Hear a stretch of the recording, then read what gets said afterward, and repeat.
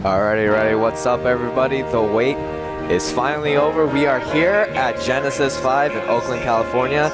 I'm Sedgehog. I'm going to be one of your co-casters. I'm joined here with Nursemate. Nursemate, how are you doing today, man? I'm doing fantastic, man. Just drove in here last night. As you can see, the people are piling into the venue. It is Wave 8 pool, so, you know, the first cream of the crop of the morning. We're going to get some high-packed action matches here. A lot of killers in this Wave A. We got like MK Leo, MVD, Super Real Krells. I'm sure there's more. I think Charlie's in this wave. So a lot of people to look out for specifically, as well as like a lot of other maybe not PGR players that we don't know about who are really good and also projected to make it out of pools. So yeah, we'll be seeing a lot of them today. Just to name a couple more people, I know that there's one person in particular is going to interest me if we get to see one of their matches. That is P from Japan, the Jigglypuff. Yeah, the Jigglypuff. That's going to be something interesting to see, since, you know, that's always a character. It is interesting because I have heard Strides actually had told me about him. I was looking at the pools and I saw him and I'm like, okay, there's this Jigglypuff from Japan. Or he has Jigglypuff in his name if you look at the bracket. So yeah. I was just like, he's either trolling me and he's not actually a Jigglypuff player, or he's just like a super duper good Jigglypuff player from Japan. Yeah. Haven't seen any footage of him, so I personally am excited to see him as well. I'm sure a lot of you guys out there haven't heard of him or even seen him as well, so, you know, we can experience that for the first time together. Yeah, that'll be nice. Yeah, I was checking his Twitter too. It looked like that he's ranked in rotation battle in black and white, which is kind of funny. Okay. But yeah, there's something a little interesting to see. But who knows? But yeah, so for our first match today, it looks like we got Lightly Toasted Waffles and Servant Sea Slug. Yeah, a little tidbit about Lightly Toasted Waffles. He is actually a player from San Francisco, so he's here, NorCal based. He actually has a win on Exax. Just a year ago, actually, in January of last year, 2017. Okay. All right. So he actually is projected to make it out of this pool through the loser's side as well. Projected to win this upcoming match, but you never know what happens, man. But to say the very least, he definitely has the potential to at least take out players of the caliber of Exax. So let's see what kind of damage he can do in this pool. Yeah, obviously it's 10 a.m. right now here in California, so starting to get a little bit busy, but people are still kind of creeping into the venue. But we got a lot of stuff going on today. We got Smash 4, we got Melee, we got 64, and I believe stuff like Splatoon and other games like that will be happening today as well. So a lot of stuff happening. There's a bunch of arcade cabinets all in the back. Is it bunch DDR, of vendors. man? Yeah. You want to break a little sweat? Maybe you want to get a little like pre-match workout, right? That getting your blood pumping, get some people going. Yeah, I know it does for me. Yeah, so. who needs hand warmers when you have body warmers? No, you know? exactly. Yeah. So So your whole body warm, keep your mental tip-top shape. So yeah, we're just gonna be waiting on these two to get started. Looks like they're just about ready to go though. Got the thumbs up, and here we go. Yeah, and it looks like we might be going to Omega Final Destination, because, you know, that totally makes a difference. And of course, thanks to our partners Nintendo, Twitch, Astro, Smash.gg, among other people like Sat Gaming TV, who are hosting our wonderful side stream here at Genesis 5. But here we go, the Lucas versus Lucina coming out. Here we go, the Lucas that took out Exax just over a year ago. Let's see how he does. In this matchup in particular, I feel it's a little bit harder than with Fox. The disjointed sword definitely gives Lucas some problems, but you can see this footstool setup come out. Unfortunately, he didn't get the only weak hit of the dare. He got the strong hit, so it popped him out. So he wasn't able to quite get the lock, but that's already looking good, because a lot of people, the hardest part is for them is getting the footstool down. Right, so he's actually just demonstrating the technical prowess that, you know, is likely to be seen in a player that of this caliber. 54-36, pretty even game. All right, another footstool. Still wasn't able to follow the DI properly. It looked like it was kind of focused on getting the footstool down, so then like following the DI was a little bit rough. At the same time, it was good stuff from it was good stuff from Lightly Toasted Waffle to avoid that as well. I mean, either way, he's by getting the footstool, he's definitely sending a message to his opponent, Sea Slug here, and he's already starting to build up a solid lead here, 99-41. He gets the jab to grab, down throw. Ooh, that's the up air for the stock. Well done to Lightly Toasted Waffle. Yeah, that is a pretty ridiculous kill confirm. Of course, Lucas also has the back throw, up throw, a bunch of stuff that he can do to seal out the kill. Oh, he's looking for some more of these footstools, man. He's trying to rack up that big damage. After all, Lucas can do like 40 to 80% damage off a single grab. There we go. I like these mix-ups. He finds another grab. Oh, Nair's beautiful into the up air. Yeah, you can use Nair and follow up into the up air. A lot of solid stuff with the down throw combos from Lucas. And it looks like he's doing a good job of zoning too. It looks like Toasted Waffle is having a really hard time just trying to get something started here. Ooh, I like that. He jab and faded back. Try to see a reaction from C-Slug. Not going to give it to him. Back into neutral. Oh, just out of the range of that grab. Yeah, a little bit of difficult because, yes, Lucas does have the setups, but getting the grabs is a little bit difficult because of the startup on it. You can easily spot dodge it or avoid it if you space it correctly on shield. This is getting pretty dangerous. So, Lightly Toasted Waffle, he's already got a decent amount of rage. So it's getting to the point where all of his kills are practically going to kill. Up throw, back throw by the ledge, forward throw by the ledge. Uh-oh. Trying to space out with forward tilt, a very interesting maneuver there. And avoids the forward smash just barely, gets right through it and kills him with a forward tilt of all things. Landing onto the stage right behind him and sneaking that forward tilt in. Just enough knockback to get that stock. Yeah. So already looking good so far for Lightly Toasted Waffles. I think the player avatars might be backwards there because Toasted Waffles is the Lucas, yes, correct? So yeah, but it said it was a Lucina, but we're just going to be fixing that up right now. But yeah, I wonder what they're going to be doing right now. It looks like going straight to Smashville. Usually the stage you see people start on, but works as a counter pick just as well. Okay, we're going to see the Yoshi counter pick. I mean, Lucina in general does fairly well, but maybe C-Slug is this. Maybe this is his main, you know? Maybe he went for the counter pick in the game one and it just didn't work out. Now he's going to go for his tried and true. Still nothing substantial yet. Here we go to jab to the egg bomber. Yeah. Yoshi has a lot of mix-ups out of jab 1. I don't think any of them are necessarily true, but it still catches a lot of people off guard. Yeah, I think at certain percents the jab to up smash may be true, but other than that, yeah, it's mostly mix-ups from the jab. Still dead even in percentages again. He finds his Zairs, which he's using to kind of close the gap and cover the aerial space in front of him. Yeah. Ooh. Yeah, the up B from Lucas goes a lot farther than Nessus, so he can go across the stage like that. Edgeguard situation potentially, but C-Slug decides to go back onto the stage instead. All right, here's a down throw, and he goes for another back air. He looks like he doesn't maybe quite understand the percentages exactly on Yoshi or Lucina to get those back air setups off of the down throw, but yeah. Oh, but a down smash, he able to catch that landing. That's going to be able to take the stock there. 75% only dealt onto him, and he gets the very outer hits, the super weak hits of the egg bomb. Yeah, using a lot of eggs to try and two-frame his recovery. He actually worked out for a little bit there, and we got the footstool, but again, falling to DI is a little bit rough. Yeah.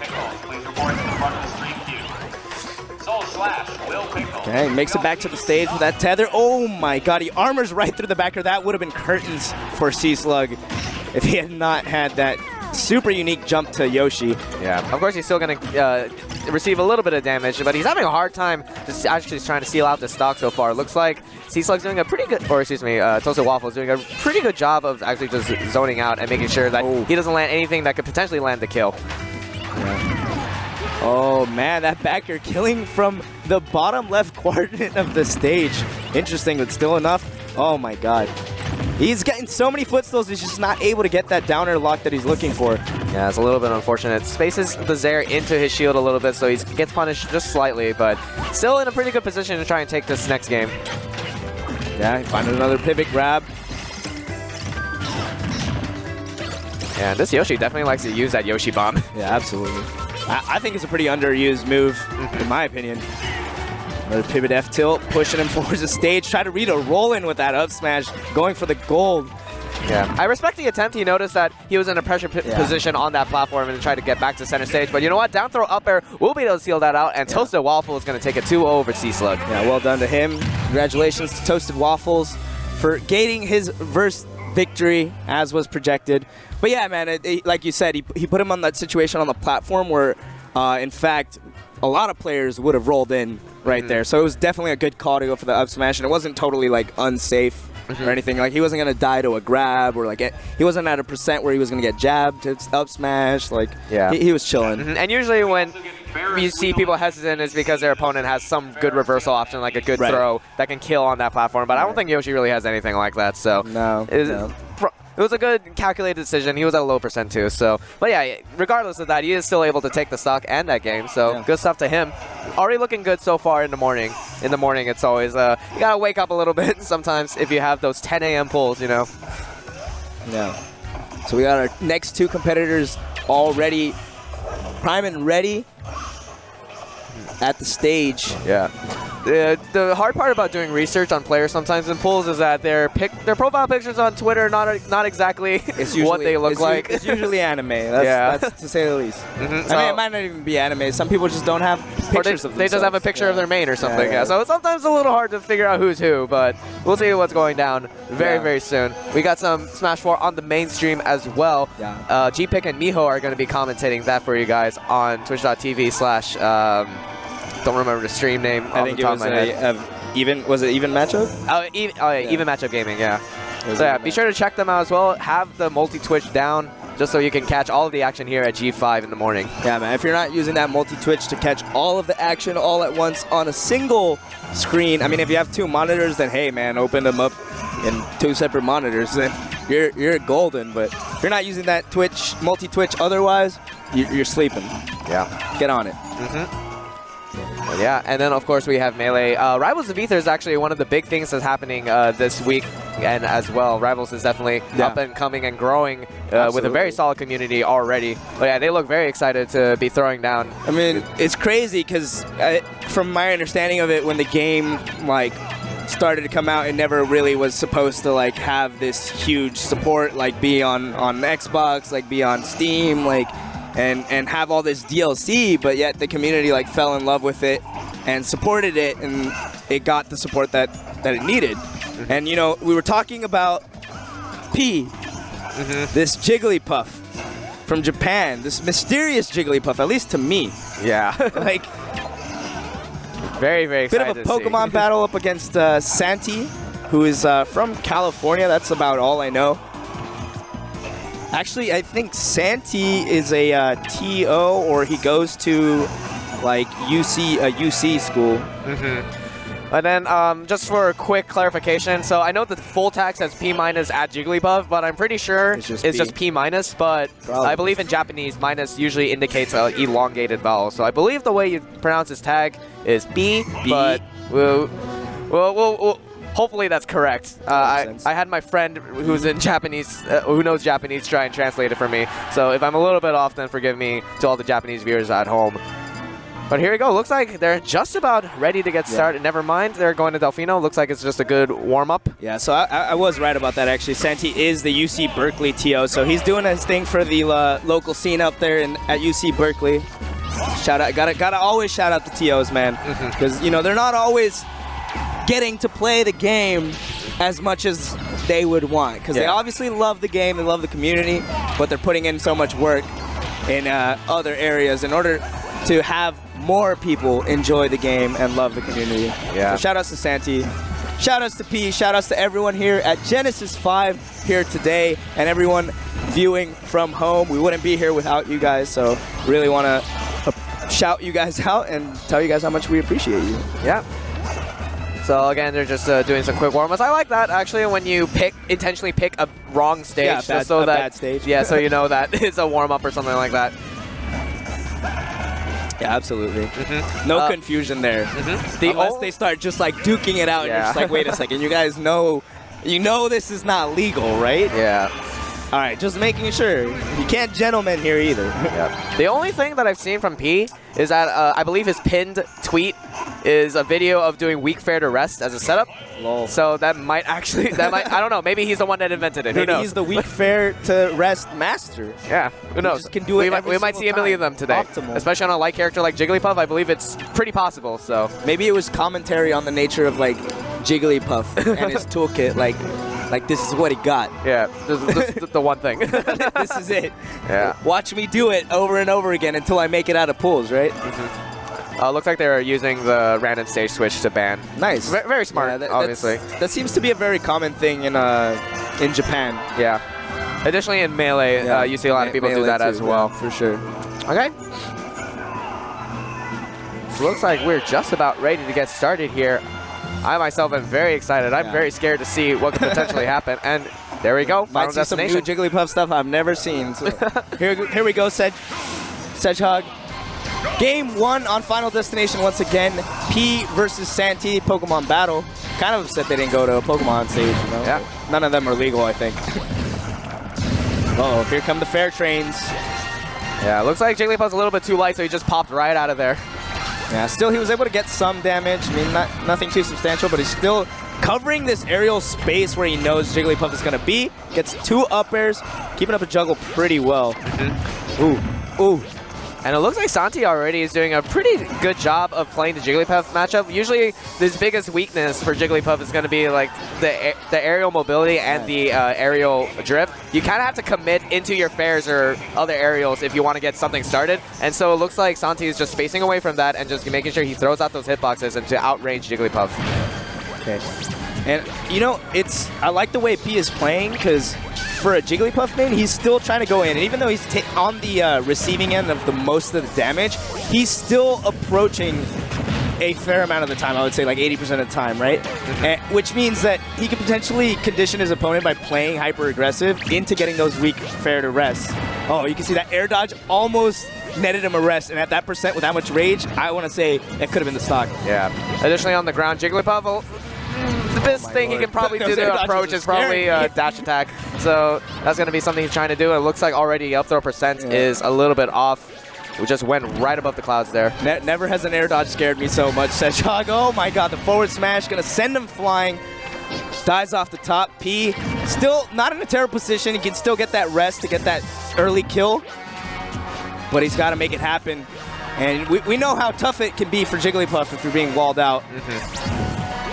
Oh, and I like that. Santee just using the hitbox, a quick attack, just to interrupt P. And it looks like he's not able to get anything started so far. Up till still not able to take the stock, but he's slowly racking up the damage and hasn't been hit too often except for, say, the straight quick attack.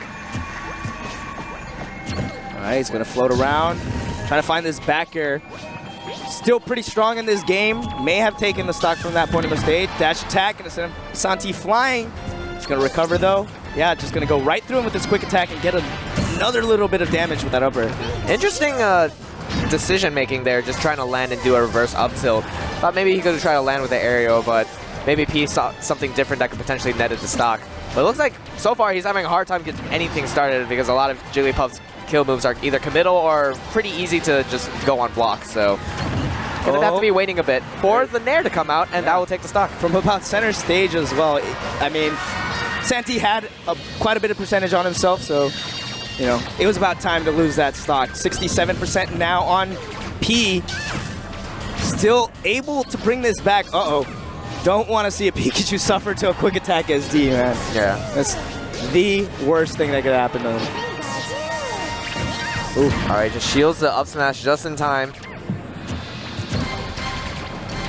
He's got to be really careful right now using that was a really lucky power shoot from Santee. Pound is a shield break-esque move, so if he held it any longer, he might have potentially gotten his shield broken. But hey, he's bringing the percent back very slowly. Ooh. Yeah, I mean, this is the rest away, man. Percentages don't even matter right now. What is the lead? Oh my god, that could have been it. The rest, unfortunately, not coming out. And dash attack from Santee will cinch out the game. UC Berkeley coming through. But, I mean, you know what I hear? I hear Japan's really good at adapting. So, yeah. I don't know. The last couple of times at the ledge, it looked like Santee was rolling to the stage every time. So if P can just download that and maybe recondition Santee to be in that same situation, like a pressured situation where he has to make a committal immediately, then, hey, maybe P will be able to find the reads. Yeah, let's see where he takes him stage-wise as well. It's looking like we might actually just go back to Final Destination. He didn't really feel like it was negatively affecting him. More like he just got outplayed in that game. So, see how it fares on game 2. Definitely a bit of information that he could have gathered. As you said, Santee was rolling in a lot from the edge of the stage. Very crucial because you could get a rest kill really easily from that. Yeah. It's a little bit unfortunate. It looks like Pikachu's aerials are just beating out Jigglypuff right now. And again, the spacing away from Santee is forcing Jigglypuff to try and get something with a max jump aerial, but it's not working out so far. All right. Still dancing around in the neutral. Oh, I like the fair to nair. Sending Santi a bit off stage. Still, he's struggling to really maintain this offensive pressure, really. You can get 1 or 2 hits, but then there's not much more. Your opponent's either too far away for you to really follow up, and Jigglypuff is just too slow to get there. Uh-oh. Santi getting a little bit aggressive, it looks like, trying to go for an offstage thunder to try and net the stock. Didn't quite work out there, and he was getting a big punish there, and another back air. Now actually seal out the stock. So strong. That was the inner hit of the back air, and still able to close it out at 93 after the hit. So, you know, 113% mid-rate. Uh-oh. This is the really dangerous spot, too. Once Jigglypuff takes that first stock and has this rage, he can just run away with this lead, play as patient as possible, and get that rest kill about maybe 30–40%. It might be time right here. Yeah, it looks like P doesn't care, though. Even though he has the lead, it's just getting killed by the nair, and so he's going to go back to being aggressive, it looks like. Yeah, I mean, I kind of respect that a lot, too, because, I mean, if you're just tunnel visioning on the rest kill, then you're not considering the plethora of other options that you have at your disposal. So, you know, P is staying on his toes by just playing the neutral as he should. Yeah.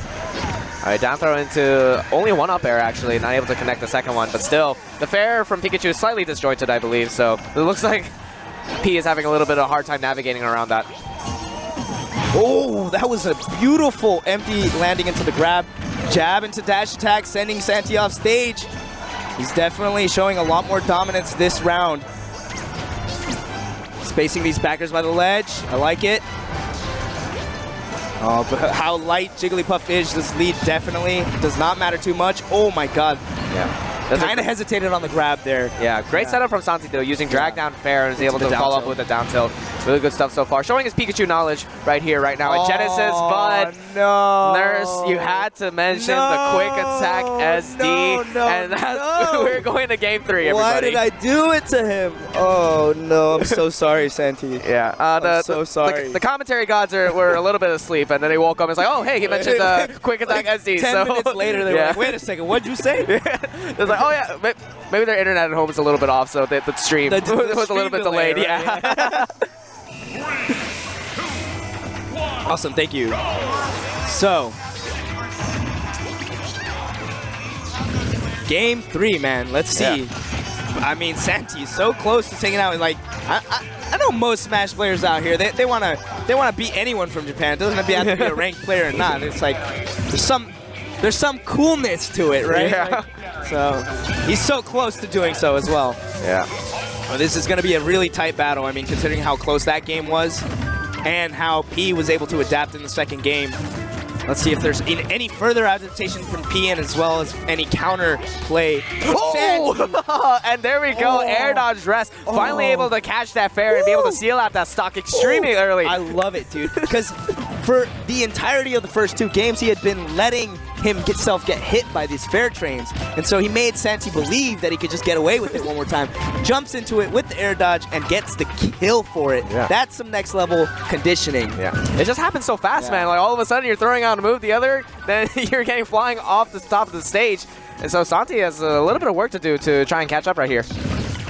All right, he gets another fair, 2 down tilt. Forward smash sending Pete off the stage. Another edge guard potential here. Up throw. Ooh. Yeah, Santi not going to fall prey to that. He knows he can air dodge right through it at the right time. Alrighty. So Santi really struggling to try and figure out something here. Let's see what Pete does at the ledge. Tries to go for a back air.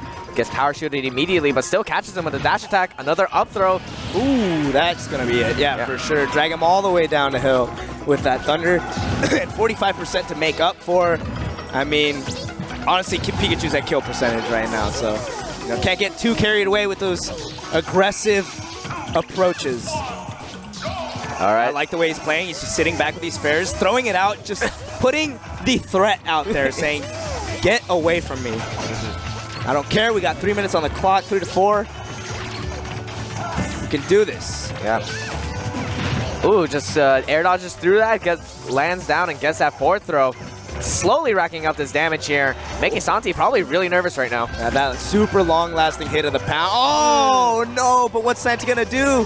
He's going to opt for a full charge up smash. He had just enough time to do that despite dashing away and dashing back in. Yeah. Almost had a feeling he was going to flub there. I saw the attempt. He tried dashing forward to pressure into the roll, and he did. It was just a little bit misspaced, and Jigglypuff's dash not the greatest. That forward smash almost like he was about to take the stock and the thunder, but puts him on the other side. He can't take another hit like that anymore. Dash attack. This is a good position for P. Oh, and another dash attack just catches that roll. And I like the way he was pressuring with those up tilts at the ledge, forced the roll, and then got the dash attack. Yeah, that dash attack looking a little bit weak. Tries to go for another one, not quite, but the back air just catches a dropping shield, and P is going to be moving on in this winner's bracket. Really, really nice stuff. I mean, it was looking grim for him after game one, but, you know, I can't help but wonder as well, like, what would have happened if Santi had an SD? If I hadn't cursed him. I'm so sorry. Oh, man, a little bit unfortunate. The SD, and then in the beginning of game 3, P's just like, all right, rest time. Let's go. It's like, it's all or nothing on here in game 3. And despite that, it was still a pretty close game, honestly. The percentage didn't really, like, demonstrate that, but again, with Jigglypuff being so light and how much, like, how Jigglypuff can get rest with kills, and Pikachu can just, like, rack up damage to like 50 and then up smash jigs, and it's over.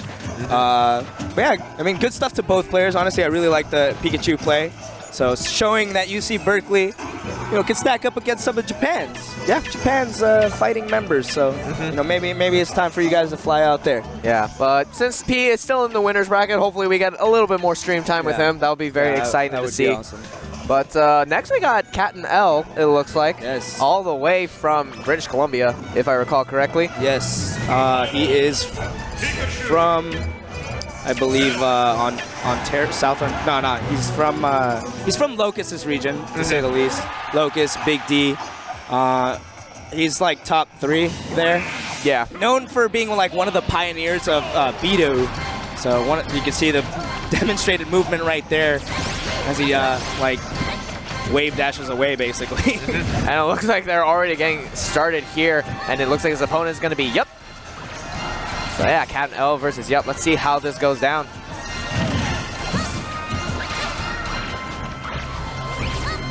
Cat and L just going in with those up tilts into the back air, getting some good damage so far. Try to catch a landing, but that's the thing about Ness is that a lot of his aerials have good priority, so they will be able to beat out a lot of options on the ground, it looks like.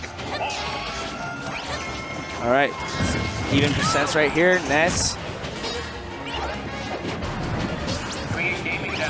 Oh, and I like that idea from Cat and L, knowing that, okay, his positioning is a little bit off here, so let's just go ahead and quick attack and return us back to neutral, now that it overextended itself and didn't quite catch the right read.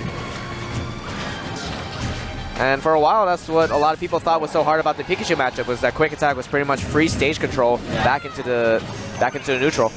Yeah, man, you get thing that throws me off about Captain L, man, is just how he moves.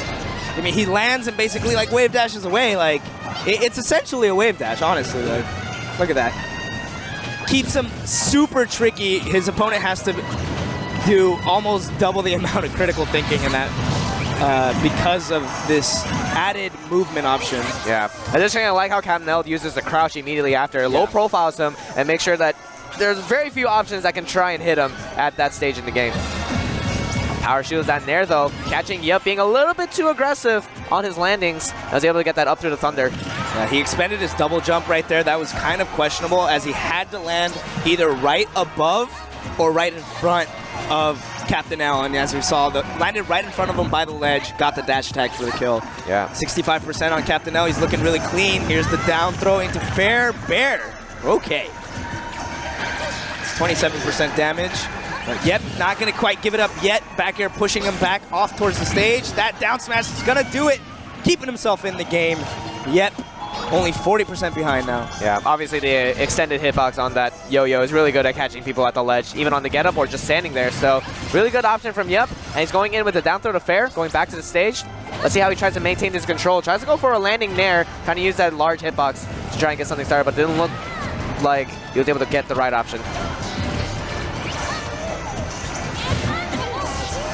And earlier we saw Captain L immediately using that perfect pivot, like you said. Looked like he tried to space it right away from that get-up attack potentially, and then go in for another punish. Not quite able to extend it, but still another perfect pivot into the throw. Ooh. Oh my god, all right. That was a good up air, I like it. Got an easy punish right there and was able to get back to the ground before Captain L as well. Chases the roll, and there's the down throw, or down B, I'm sorry. 132% now. This damage differential is pretty large and is looking bad, but you know, Ness can always play the safe game, and in a little bit more percent, I mean, just 50 more percent, you might be able to get a back throw. Yeah. All right. There's a forward tilt. Let's see what happens. He uses his jabs, makes him fall off the stage. I love what Captain L's doing. He's not extending himself too hard, knowing that a couple of Pikachu's kill moves are a bit committal, so he doesn't want to risk that, especially with a Ness with this amount of rage. All right. Try to go for the down throw mix-up on the Thunder. Didn't quite work out there. Oh, man. Okay, he went for a forward tilt and still able to get the kill from center stage. I was actually surprised he didn't go for like an up smash or something, but that forward tilt may have actually been more guaranteed than the up smash. You know, Captain L, he's one of the better Pikachu players, so I'm not even going to question him. Number 2 in British Columbia, in fact. Yep, actually a player from Utah, as we know, also in Wave A. Not necessarily in this pool, but is Best Ness, who is another Utah Ness. So another well-known one. They may exchange information, so you know, this Ness is definitely nothing to scoff at. Yeah. Additionally, I would like to point out that Captain L's up throw to Thunder percentage hit rate is pretty good so far. I know that he and Isan were talking, and they said, yeah, he pretty much reacts to it like 85% of the time. So good stuff to him so far, showing that Pikachu can be broken when used in the right hands. Oh, definitely. It's definitely still a character I consider underrated. There we go. Captain L caught off stage a little bit, but quick attack. Able to bring it back to the center. No problem. All right, uses the up air. I don't think Yep has a jump, but again, landing with the hitbox. Captain L just spacing right around that and goes back to neutral. All right. I like Yep. He's not over-committing to anything despite being, you know, trailing a percent just slightly. He knows it's nothing too substantial quite yet. Not only that, but he can always bring it back from the depths. Yeah, and I like what Captain L's doing. It looks like he's using jab to try to send him into free fall, and then cause him to immediately use his jump, loses it like that, and potentially get an edge guard. But you know what? It works out because Yep was not able to angle it correctly back to the stage. Same concept right there, basically, as you were talking about. Just outcome was slightly different, or outcome was the same. The process was slightly different. Yeah. There we go. But that's the thing about Ness. If you eliminate the double jump, if you catch the right way, they're trying to get back to the stage, and it's over. But you know what? A nair into the stage spike will also make it over. And Captain L with a immediate, very clean two stock and a 2-0. So very nice. So already looking pretty good, and shows that on the second game, you know what? You were able to take the stock the first time, but boom, Orange is going to go relentless on those edge guards, and you're going to be gone. Yeah. Up next, so we actually got Scourge Mom, a player from our region, SoCal player, also another Pikachu player. So we're gonna see very different styles of Pikachus. First, we got, honestly, I would say Santi's Pikachu, from what I've seen, which was just that one match so far, is he's pretty aggressive. He had his like combos down. Then we had the Bidoo user, so we saw some very unique movement that we don't see in all the Pikachus, you know, and honestly is maybe like one of the better characters to use that with. And Scourge Mom, who, again, from SoCal, is a more methodical player. So we're gonna see him play patient a lot, use Thunder Jolt to force his opponent to kind of come in at him while racking up that slow damage, quick attacking through his opponent, and just punishing any bad options that his opponent is tossing his way. Yeah, he's an extremely defensive player, especially coming from SoCal. And it's really strong too, because he in the past he's actually has multiple wins on Elegant and Charlie. So amongst other players, but those are just to name a few. You know, more relevant ones being those are two who are very placed very highly on this PGR version 4. Yeah. I do got to check, though, and make sure the stream runner is not some, like, Pokemon bias guy or something, because we got a lot of we got so many Pokemon mains here. And this is Wills. He's actually the number 10 in the UK. He's a Captain Falcon Captain Falcon Cloud main. So I'm not surprised to him going immediately for the Cloud pick, because as we know, that Falcon Pikachu matchup is a little rough, man. Yeah. I mean, Cloud could also get gimped by Pikachu and get comboed the same way, but it's Cloud. Yeah. So, you know, you got more potential there, especially with Limit. Your recovery is going to be a little bit better. Well, another fun fact about Wills is that England, I believe, released their doubles PR just recently, and Wills is number 2 on that PR. Yes, I know it's a Cloud, guys. It's okay, but he's teaming with a Bowser Jr. So I mean, hey, if you can do well in doubles with a Bowser Jr., then that's gotta mean something. Even if you have a Cloud on your team. You're right. Yeah. But yeah, Cloud's neutral is definitely very solid. He has a lot of extended hitboxes that can interrupt quick attack and make it harder for Pikachu into neutral. Of course, you said the disadvantage state with the edge guards is a little bit difficult, but Cloud has enough mix-ups to last a little bit longer than Captain Falcon, especially since his up B has a hitbox, so he can kind of disrupt attempted edge guards as well. All right, so we brought the battle across the pond. Here we go, UK versus USA. Cloud versus Pika. Starting off on Town and City, I guess both of them can kill early off the top, so not surprised to see them start off here. Also, it's probably one of the better stages that like limits Pikachu in terms of like quick attack canceling. So that's something to consider. Yeah. At the same time, Cloud has a lot of space to limit camp and just keep away from Pikachu. When you're in close quarters with Pikachu, it's a lot more scary because immediately Pikachu can get a lot off of just one simple back throw, putting him off stage and potentially getting the edge guard. So back into neutral, looks like we're seeing these dash backs dash away into a roll. Looks like neither of these two are really big on committal right now. It's interesting because I actually seen Wills' Captain Falcon play, and he was so incredibly aggressive. He was throwing out, he actually threw out like 5 forward airs in a matter of seconds. So I think him recognizing this as a character that, you know, if I slip up against, I can get destroyed for it. I'm going to play as patiently as I possibly can, and I totally respect it. Yeah. Dead even in percent right now. Will's really good at covering this space with his aerials by the ledge. These neutral airs are really working out for him. Oh my god. All right, this is one of the more dare-happy Clouds I've seen. Definitely like to use that sword like a pogo stick. All right, so he exhausted his limit pretty early there. It was by the ledge, so it certainly wouldn't kill. It wasn't a terrible option, but Scourge Bomb, knowing a little bit better, has fought in a lot of Clouds in the past, so you know he's not going to just run in there. Yeah, kind of looked like he jumped the gun, but you know what? As long as he's not losing his stock for it, and he's almost got limit back online again. Yeah, but he has given Scourge Bomb an opportunity to maybe come in, and I actually would love to see him pressure a lot more when Cloud does not have that limit. As you can see, he's still playing a pretty patient style. Part of that reason being he is behind in percent, so it is a little bit scarier. Yeah.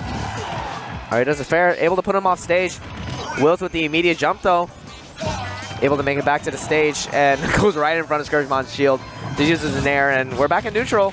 And yeah, it looks like Wills is a little bit likes to jump the gun on block moves or whiff moves, rather than like trying to find a reliable setup or maybe catch a landing or got caught by the pressure. Landing hit of the down air there. Wills, unfortunately, not pressing shield long enough, and finally the neutral air taking Scourge Bomb's off. He didn't take any percent for the last like 30 seconds. Scourge Bomb's been sitting at 115 for a good minute now, and with good reason, now he's in the lead, up a stock ahead. All right, up air coming through. He was a little bit off stage, not quite able to find anything, just able to jump fair back to the stage. All right, another back air, even from that far off the stage, I think will close it out. So you can't get hit by one of those. Up throw, still not close enough. That's not going to kill until like maybe 10 to 20 more percent. Yeah, up throw is a little bit of a DI mix-up because if you're trying to DI away from the down throw, which sends behind him, then you can potentially accidentally DI in and go straight up, but didn't work right there. Shields the up tilt, gets a grab, tries to follow up with a bit of a combo, but gets broken out of by that up air, which takes his stock. And now we got a 34% differential. Not too bad, but I mean, Scourge Mom could definitely make it work. Yeah, Cloud's up air is really good at getting out of combos because it actually shifts his hurt box as well, makes him kind of tiny as he's pulling out the sword up. So I can see why he's throwing that out. Additionally, if he does get a little bit too greedy with that, though, Scourge Mom can potentially navigate around it, and since the hitbox is out for so long, he can just easily whiff punish it. But right now, Scourge Mom doing a good job so far, getting that nair and just attacking on that damage so far. It looks like Wills is having a bit of a hard time getting something started here. Oh, forced out the limit recovery. That was a great placement of the Thunder, actually, because it forced him to drift back and burn the limit. 87% now. He's trying to find this grab. Quick attacks to safety away from Wills. Trying to catch him at the ledge, but again, Pikachu's quick attack is so good at just allowing him to return back to stage control. There's a down tilt. Popping him up into the sky. He's going to land with that fair. Gets the grab. Putting him back off stage. This might be it. Saved his jump, so should be fine. No tech because it looked like it was at the corner of the stage where it's like a semi-techable wall bump or whatever. All right, spot dodges through that first hit of cross slash. I like the way he placed that Thunder Jolt on the platform too. It's just kind of like you can't jump from that other platform to over here. You have to go on the ground where I'm at. Limit almost back online. And we got 45 seconds left on the clock. Scourge Mom surely probably knows this. Actually, he might not even know. He's just playing his game. I like that attempt from Wills, recognizing that the first time the smash attack wasn't able to be punished on whiff, so try to wait for the mix-up after the smash attack to try and punish, but it didn't quite work out there. Yeah. 20 seconds left. Here we go. If Scourge Mom recognizes this, it would be no surprise. He goes for it. I mean, why not? Pretty much his last shot right there. He goes off stage. Oh my God. Excellent drift back from Scourge Mom. Gets the grab right here. Up throw. Oh, a lot of air dodges coming out. Here we go. We get the timeout for game one. All right, ladies and gentlemen, now you know what we mean by a very patient play and defensive play from Scourge Mom.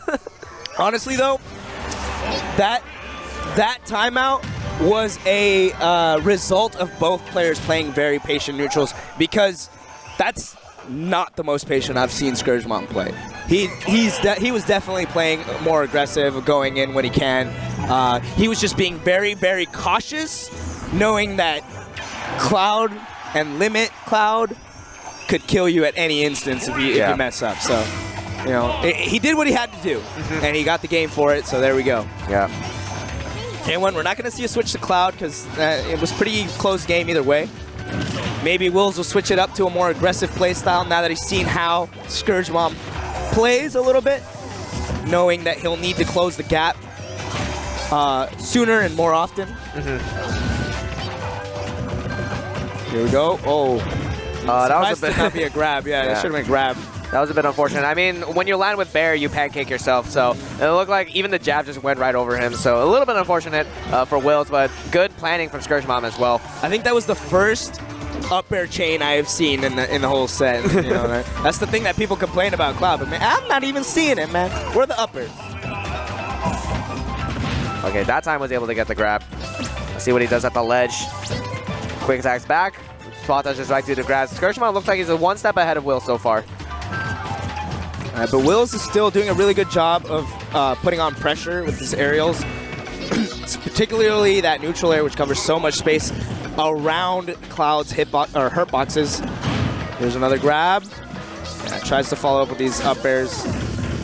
Just dares right into it. If you do a full range dare off of the full hop, then you can't pivot grab or just stand there, and if you space it correctly, get that grab very easily. Yeah, pressuring him on the platform once again with this neutral air.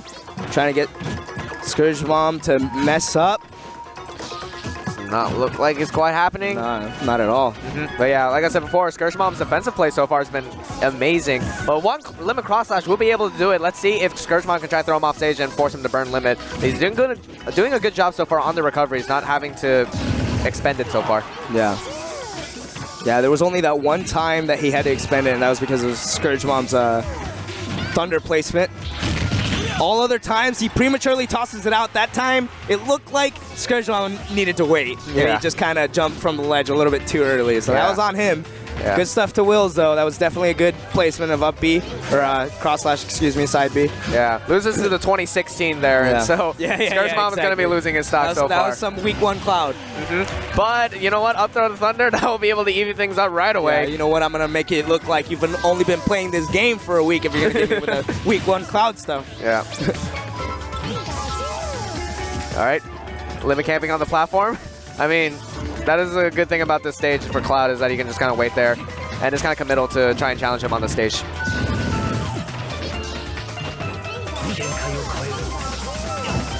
All right, finding another grab. That's going to be up airs. An up air into Nair. I like it. Nair usually keeps your opponent close to you, which means you get able to follow up on the ground.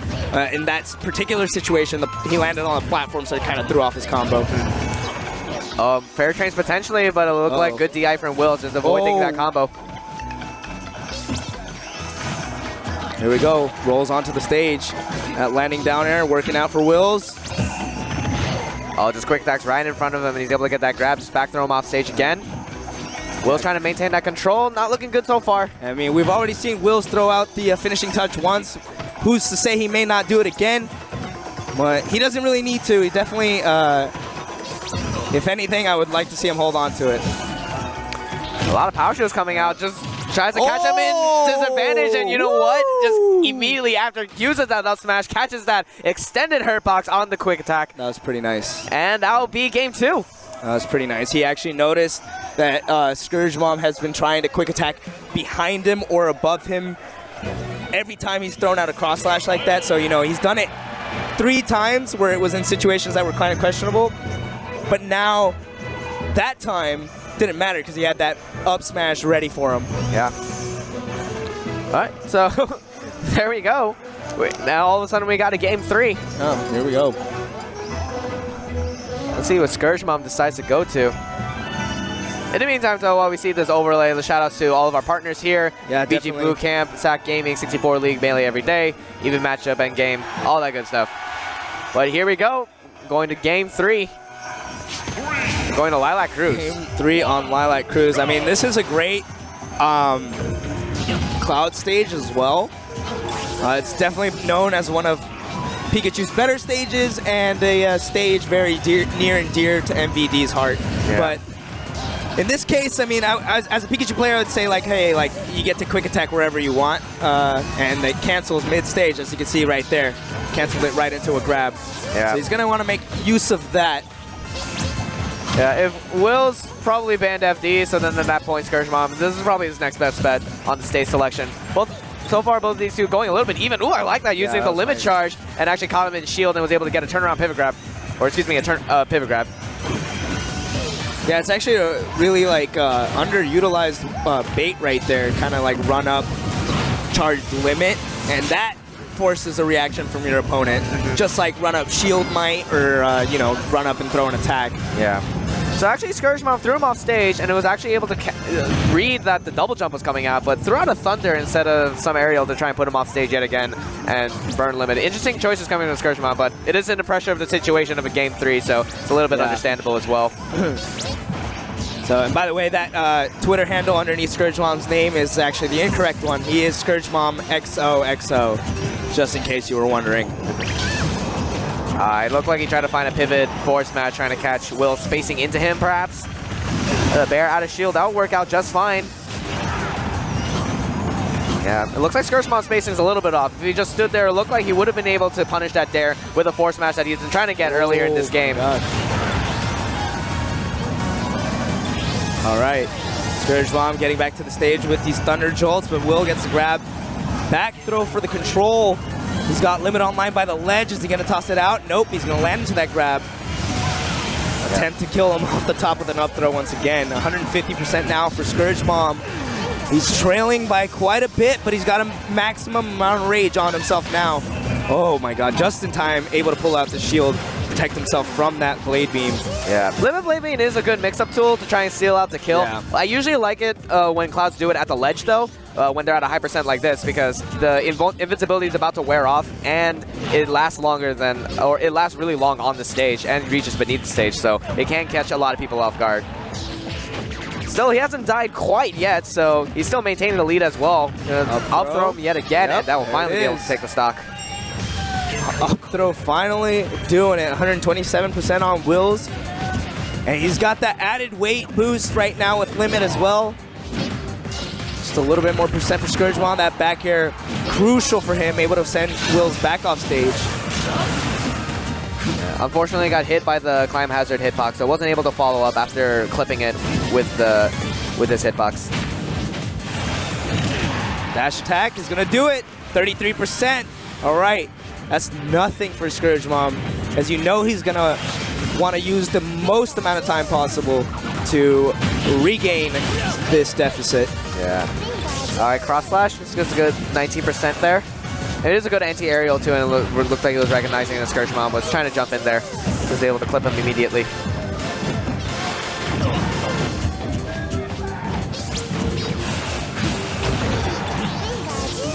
Hitbox trades out there. Scourge Mom, a little bit unfortunate. He got the setup he needed for the back air, but was not able to accumulate enough damage. All right, you see how he's pressuring by the ledge, dashing back in and out. Probably trying to get Scourge Mom to run in at him so he could throw out his cross slash, but he does it by the ledge, and Scourge Mom's just gonna roll right through. Yeah. Now all of a sudden it looks like that Cloud's hitboxes are starting to trade with the quick attack. Yeah. So it looks like it's not working out for Scourge Mom so far. Yeah. But again. Oh my god, that was nearly something beautiful for Scourge Mom. Unfortunately, not able to work out. 124% now. Can he bring it back in these last 2 minutes? Yeah. Very lucky for Wills that he got that tech after the fall down from the platform, not allowing Scourge Mom to get any kind of jab reset. Limit back online. Uh-oh. At the edge of my seat right now. That back air nearly killing from a trade. Uh-oh. No. Oh, that was a regrab, but the Climb Hazard comes out, and Scourge Mom was not expecting that downward hitbox. Not able to avoid it. All right, this is Scourge Mom's opportunity. He's got a minute left, and a Cloud without Limit. He's keeping this juggle up. Oh, he misses the grab. That's going to be critical for him right there. That was really important.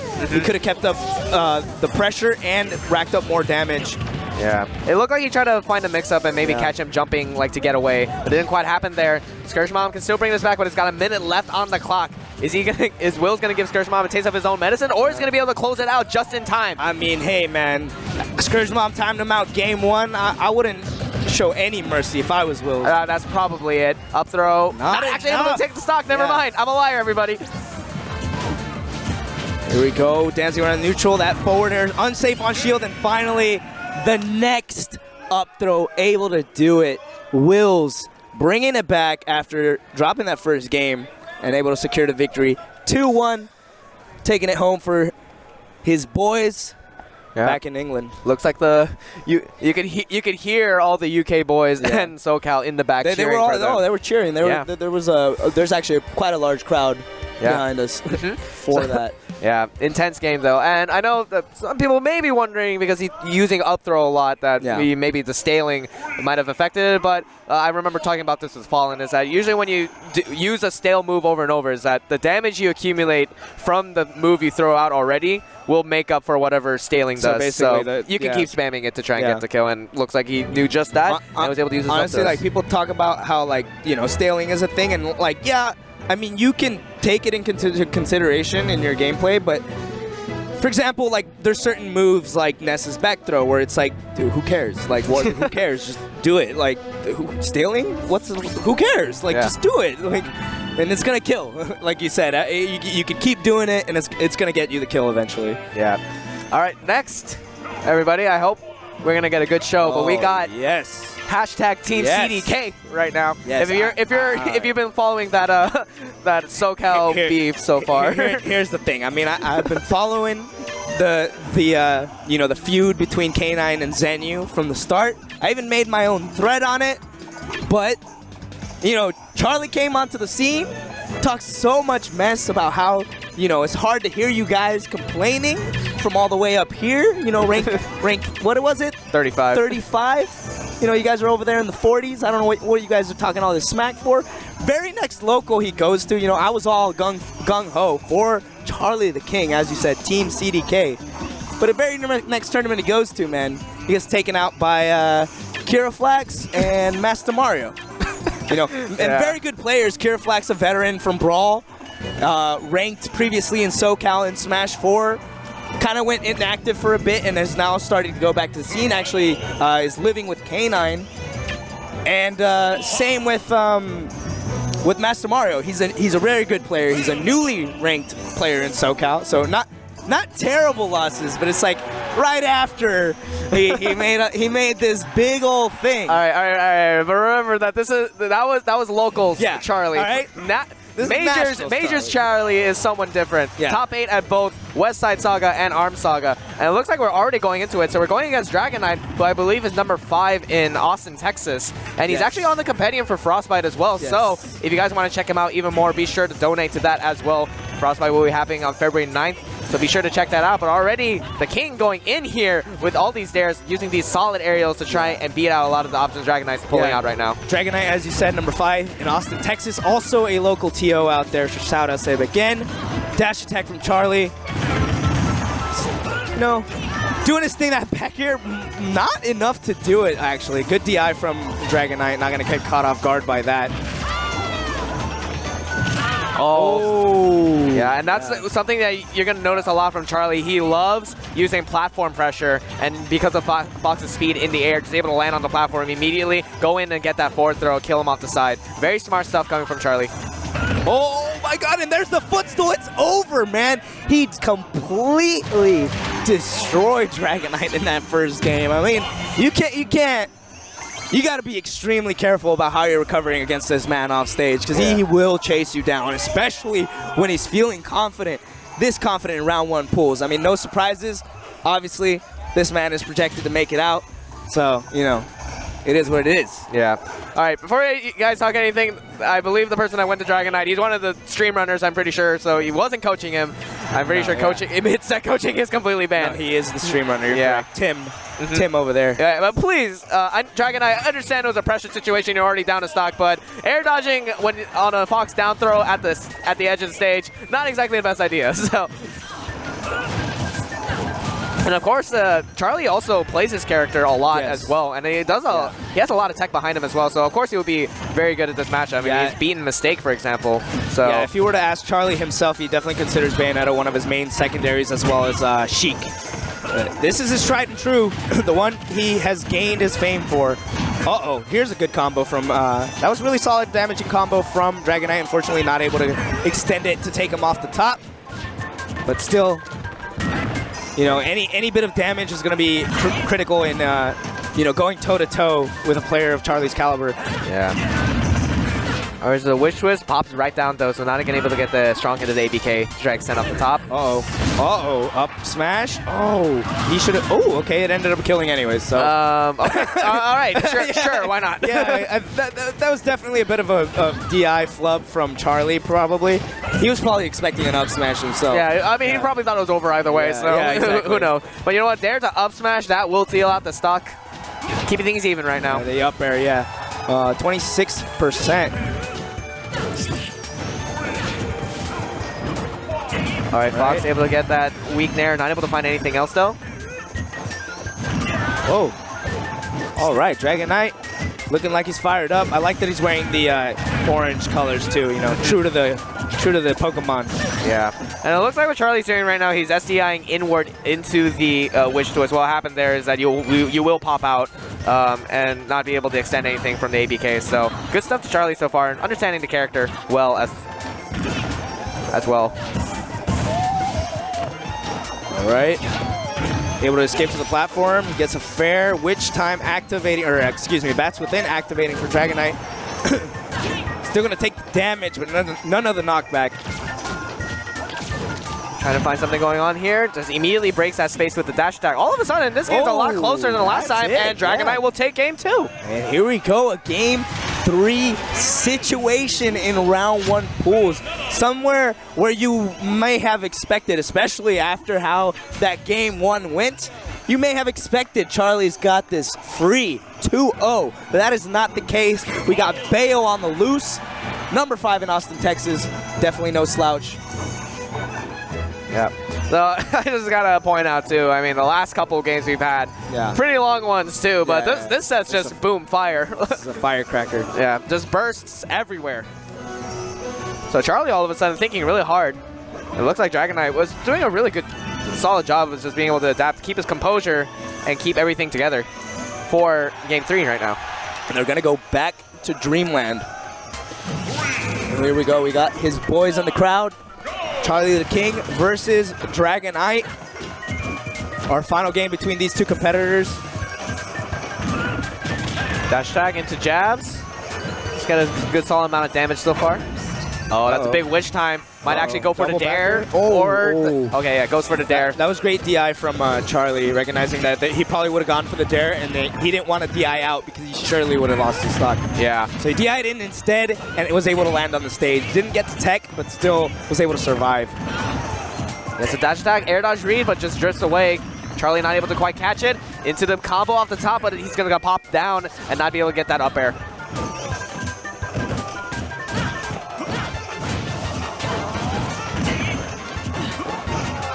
Oh, here's up tilt. He follows up with that forward air. Long lingering move, which is good because he knew that he'd probably throw out a, oh my gosh, a air dodge. Still gonna clip the air dodge as well. Yeah. All right, illusion into dare that up was smash. so smart. That was so smart. Yeah. I believe from illusion, you do have some 50-50s there, but Charlie decided to extend that further, get an air dodge read into a more reliable setup to dare to up smash. That was really clean. Good stuff so far. Down throw, that is a kill DI mix-up from the forward throw, but it doesn't look like he's able to do it without any rage either. All right, here come the up tilts, but he's able to actually break out of it with Witch Twist. Looks like at low percent, he's able to just press it immediately to get out of most of these combos. There, it's just spacing the back air. Charlie feeling the pressure, eats it all up. I mean, to be fair, Bayo's back air is pretty hard to navigate around. It's pretty busted. Yeah. We got a big heel slide, potentially getting a combo, but it's not able to get the up tilt to set up into something reliable. There we go. Up tilts. Charlie not quite going to give up. Dance retreats to the top platform, goes to the other side of the stage.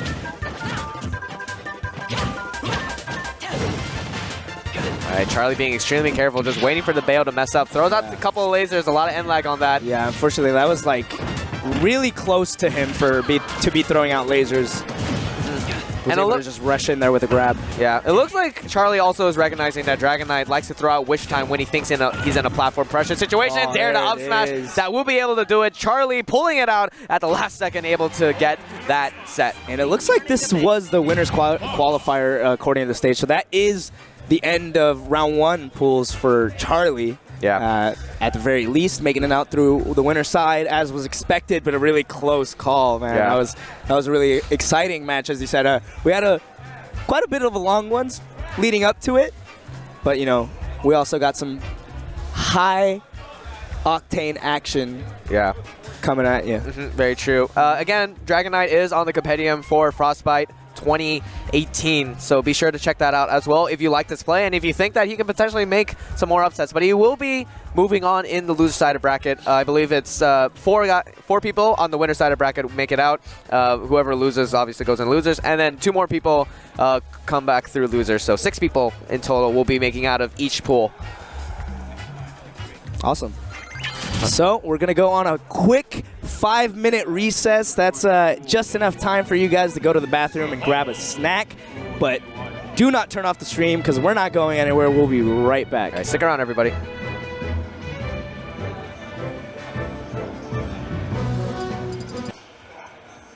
Sweet. Something's up. The balance of powers that keep things in check don't feel. Now, is that any way to speak to an old friend? Now, it's time to be naughty.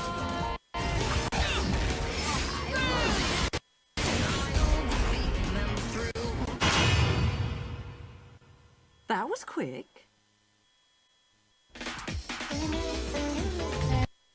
Out to find some answers about your past, are we? I'm getting a little tired of these weaklings they keep throwing at me.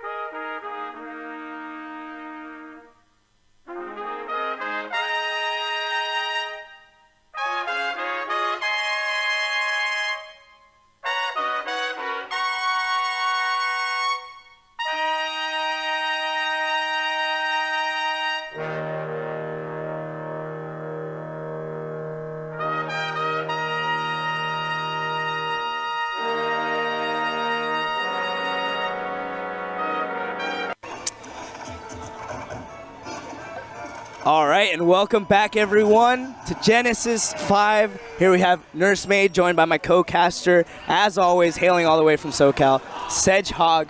And our very next match coming up is going to be a very exciting one, as we got number 4 on the PGR, MK Leo, coming up against Super Sega, a player from, I believe he's from NorCal. Yeah, he's a Rosa from NorCal.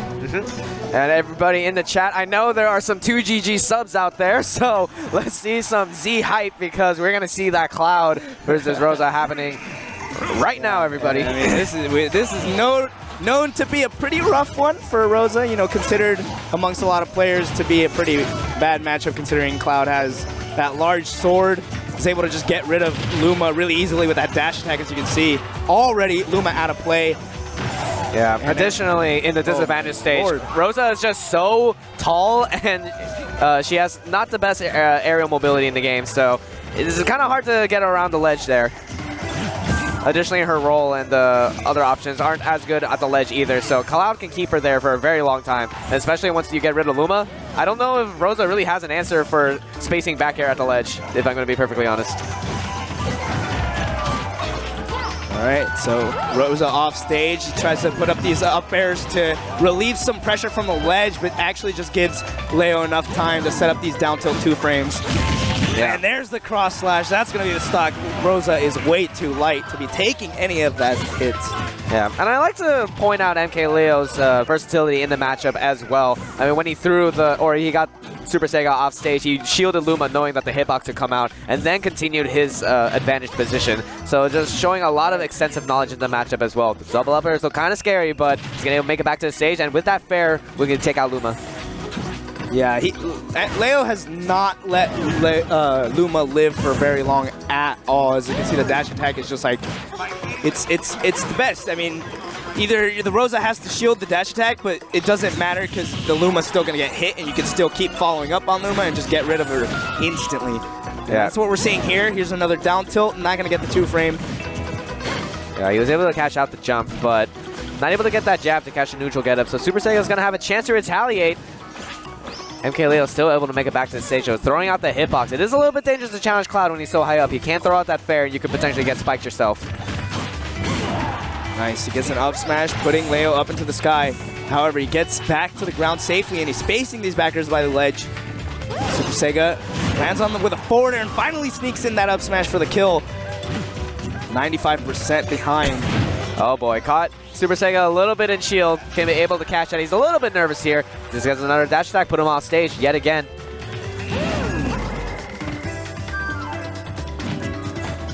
Try to catch a jump. Knowing that that's probably Rosa's best option at the stage. Gets another back air anyway, though, puts him off stage yet again. Limit fully on, almost online, excuse me.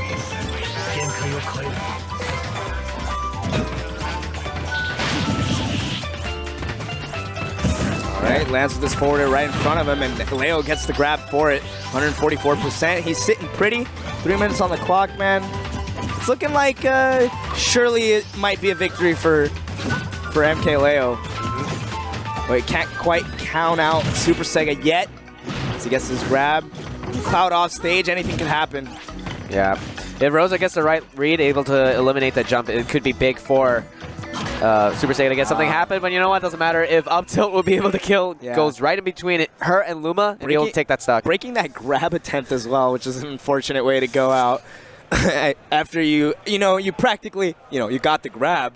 You could have converted it into damage, but instead you died. Yeah. Also, check out MK Leo's gear right now. I'm personally a big fan of Echo Fox in general, 100%. And just look at that gear, man. That looks absolutely... Yeah. He looks good, man. He looks good. Beautiful. And here we go, going back to Smashville.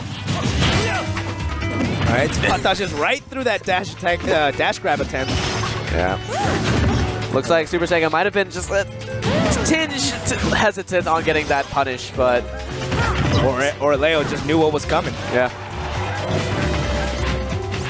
Here we go, up airs. Goes right back to the ground. Oh, air train. Gonna air dots do that next one. Shoots out Luma. to try and prevent her from dying potentially, or just to try and hit MKLeo back. But you know what? It doesn't matter if you can juggle Rosa, you can juggle Luma. Everything works out, man. All right, here it comes again. What are we going to see? Back here. And there's the cross slash once again. Only 23% on Leo. He's looking really good to move on into his next round. Or actually, move on to round 2 pools. All right. Let's not count Super Sega out yet. Maybe when we start getting to 60% and MKLeo still hasn't lost his stock. But you know what? Let's Trump, and that takes out the jump, and that's what I'm talking about, man. Yeah, I mean, you said it yourself, Sejan. You can't count him out yet. Percentages very often don't matter in this game, especially when you got so much edge guarding and gimping potential. Yeah, I've caught MKLeo getting a little bit too itchy on the jump to try and get back to the stage. So he's able to get that quick early stock against MKLeo.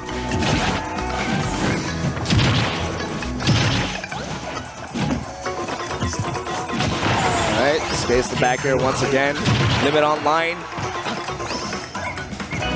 What's he gonna do for an edge guard? Down tilt attempt every single time, because why not? No hitbox on Rosa's up B. It's definitely a good attempt. Yeah. MKLeo still looks a little bit comfortable. They use that neutral B to take out Luma yet again. Up smash and golf swings all the way out there. Yeah, so Leo will be able to take that victory 2-0. But you know, not without a fight from Super Sega. In fact, Super Sega was never even supposed to be here. Captain Andrew was, but Super Sega won them in the previous round, so made it all the way and actually qualified for round 2 through losers. He doesn't even have to play anymore to get to round 2. So both of these players will be advancing into round 2 pools. Yep. Alrighty, so good stuff to him. So yeah. So far, everything has been pretty exciting so far. Amazing, dude. That one's probably the most shutout match we've seen so far today. For sure. Yeah.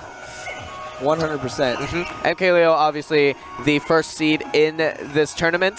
PGR-wise, he is number 4, but, I mean, that is because PGR takes into account the whole season. X-Factor-wise, he is, I believe, up 1.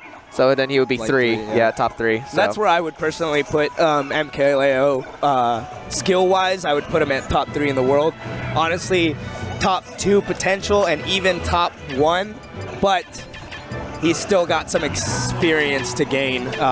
He's very young, just like a little over a year ago, started traveling to all these tournaments. So let's see what he can do in 2018, where he's got the whole year ahead of him to really, really, polish his gameplay. It's going to be very interesting to see how the top 3 are going to work out, because Zero, of course, being retired. Yeah. So that throws a monkey wrench in everything. For example, I mean, Tweak has a pretty bad record against Zero as far as I know. With him gone, he can be potentially MKLeo's next demon. Right. And, we saw at MKLeo Saga, Tweak didn't have to run into Zero, and he was able to beat MKLeo and take the Saga from him. So that's actually really important to note that, Zero gone is actually, while it's a sad thing to see for a lot of people in the community, and also I'm happy for him as he is doing what he needs to do for himself. But what people don't realize is that it's actually a very exciting thing to see him not be around.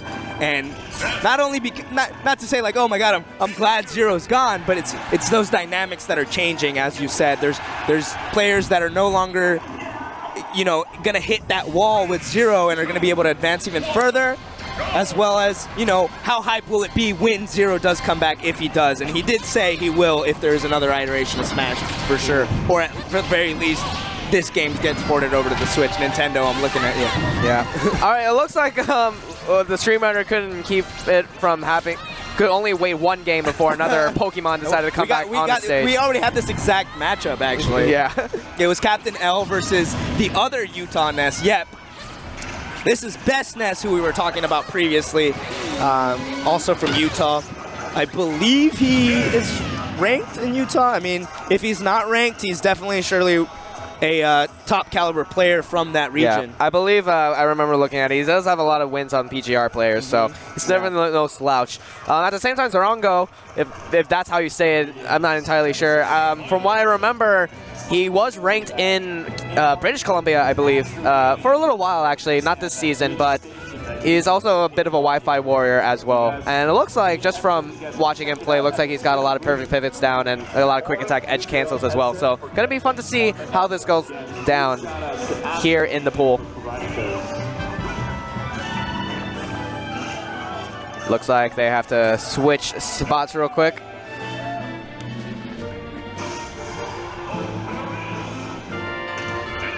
And it is actually Best Ness's outfit is a bit interesting. He has a beanie on and a mask, but then he has a tank top on. But it's a little chilly in the venue, so I wonder like what temperatures he's feeling right now. Alrighty, looks like we are just about ready to get this started. But of course, let's give a quick shout out to Showdown, Wave Dash Games, Vertigear, HGC, all of our partners here at Control of Chaos. They're helping out on Genesis a lot, and couldn't have had this event without them. But here we go, Zorango versus Best Ness. This is to make it out on pools on winner's side. Yes, here we go, round one. That was a great up air into the landing grab. Uh-oh. Got scared for Zorango for a second there. All right, so already Best Ness not respecting Zorango's space at all. He's able to maintain an advantage position for a very long time. And he just keeps going in, try to go for a PK fire. Gets clipped by the forward smash. Neutral air is going to put Zorango in a bad spot. Not going to get the back air from the ledge trump. Landing neutral air, though, will regain that stage control. Yeah.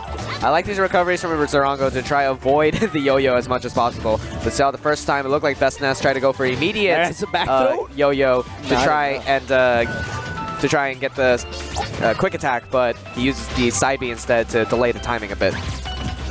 Oh my god, he's searching deep for that pivot grab at the ledge there. We didn't see the first one kill, and as we mentioned before, that scaling really doesn't matter too much with certain moves, back throw being one of them. Here's a forward air from Best Ness. That's the up air for the stock, and he's going to pop the balloon as well, some swag, or, you know, he's, freshening his moves. Yeah. Yeah, it looks like Best Ness is definitely an up air happy type of a Ness we got going on today. Oh, this might be it. No, quick attack able to clutch out a recovery for Zorango. Uh-oh. Give a clip him there, but quick attack does go a very long range, so as long as Zorango is on point with his recoveries, he should be able to make it back, but not without tacking on a lot of damage. Yeah, I mean, he's making it very difficult for him. After all, he is catching him in these instances where he's exhausting his jump. Thankfully, quick attack does go far, as you said. But still a very pressured situation for him to be in with. His limits of, his options of recovery are limited. Yeah, and again, Best Ness trying to get into his space as much as possible. Gets that tech actually not going to be susceptible to the Thunder hitbox. What a reversal. What the heck? He looked like he was completely expecting that, and Zorango trying to throw out that dare to get the edge guard, and Best Ness was like, nope, you are going to get these feet to the face, and you're flying out of there. Yeah, man, Best Ness looking like he's out here to put on a clinic, looking like he wants to make sure his namesake sticks. He wants to be the Best Ness. And it's looking pretty good after that first game. Two-stocking his opponent Zorango here, and we're going to go to Battlefield, a great Pika stage after all. Quick attack cancels, all that, you know, standard Pika stuff. Yeah. But is he going to be able to adapt here to Best Ness's neutral? That's the real question. Haven't really seen Zorango make much use of the quick attack. But so far, Zorango getting a big combo started. Gonna get 66% on him. Let's see if Best Ness can try to retaliate. He's playing a little bit more neutral than he was that first game, recognizing Zorango. Looks like he's been changing it up a little bit, so he's a little bit more patient and not just recklessly going in as he was that first game. It was working out, but Zorango changing up his play style is working out so far. Ooh.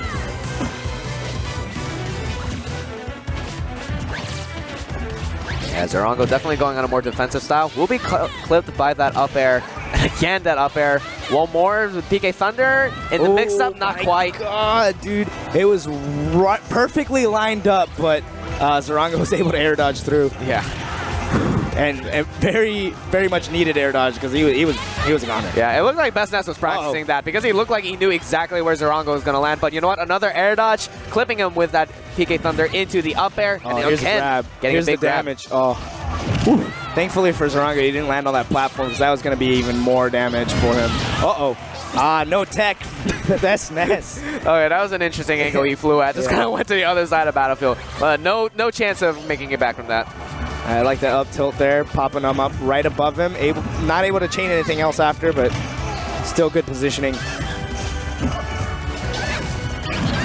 We got an even game with an even slight percent lead in Zorango's favor once again, but you can tell it didn't matter in the first stock. It might not even matter this time. Yeah. Both of these two keeping it close though. Bestness got the advantage position, trying to find something with the Thunder, not quite. Ooh, he's winding back, man. He's trying to end him. Here we go. Yeah. Bestness's these grounded PK fires are a bit questionable, but I think he's trying to set up for something big. Yeah. So it's a little bit of reasonable risk reward going on there. Exactly. Oh, and the complete utter call out on that air dodge lands right in front of him, and he had that fully wound up bat send him home running. It looked like pretty much every time that Bestness was ready for the air dodge after the PK Thunder. Yeah. And he just able to position it in a way where he got optimal punishness. I know he's wearing a mask, but it looked like he was kind of smirking underneath it. Oh, I'm sure he was. Yeah, definitely looking good so far, though. Alrighty, so we got another match going on. I'm actually personally excited to see this. Yes. So we got Smiley Face and Supergirl Kells coming up to the stage now. Smiley Face was nice enough to host me or to house me for a couple of NorCal tournaments that I went up to. So yeah, Smiley, I know he's ranked up here as well. I forgot. I think he's like 11 or 12 if I recall correctly. Like yeah, he's around that range. Yeah, I remember we were talking about it, and he said he was happy to be the only PR player in NorCal that has gone 0-2 at a tournament and still made PR. That's the way he worded it. Nice. I mean, hey. Which I thought was pretty funny, but that is pretty funny. Yeah. I mean, like, you don't really consider, like, when you think about a PR player, you don't really hear about them going 0-2 very often. Yeah. So, you know, it happens to the best of us. So there you go. If you're going 0-2 at your local tournaments, don't fret it too much. Just get back in the next one, train up, and you might go 0-2 for a while, but you're not going to go 0-2 forever. It's like statistically impossible, actually. Just you know, you're getting some 1-2s, you're gonna get some 2-2s. Yeah. Then you're gonna get a little bit better, you get some 3-2s. Then hey, maybe you'll start top 8ing. Yeah. So we're gonna be waiting for these two. Obviously, Supergirl Kells doesn't travel too much, but when she does obviously do very well. Yes. For example, top 8 at Royal Flush. But yeah, Supergirl Kells gonna be very excited to see how she does in this bracket. But of course, like we said before, Smiley Face, no one to be sleeping on.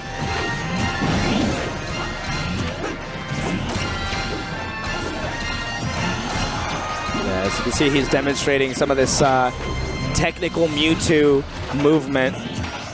Man, it's always scary to me. Like, you really have to be precise with those sort of teleport cancels to the ledge. Yeah. Because if you mess it up, you're dead. Yeah. You know, you overshoot by one pixel, you're gone. Wait. All right, so that button check's all good to go. Yeah, so game one, no, I'm just kidding. So game one is about to start. Smiley versus Supergirl Kells. Hailing from Canada, I believe Montreal. Montreal, I believe, yeah. Montreal, Quebec. Yeah, I believe she's #1 on Montreal. Yeah, here we go. Game one on Smashville. Gonna open up with immediate Shadow Ball. I mean, I like it. Sonic, after all, can close the distance really quick, so toss something out to just kind of stop her in her place. Not a bad idea. And down tilt into neutral air. Oh, he's actually got quite a bit of damage already on the board. Yeah. Let's see what Supergirl goes for. She goes for the up throw to back air. Doesn't try to go for the frame trap neutral air that I know you can do against certain characters.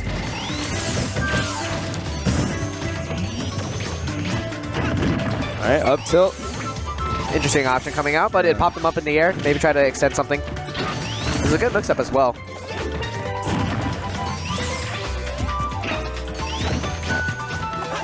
And obviously one thing we're going to point out as well is that Supergirl Kell is definitely one of the more aggressive-esque types of Sonics. Likes to use Sonic's dash and short skid animations to try and trick up their opponent.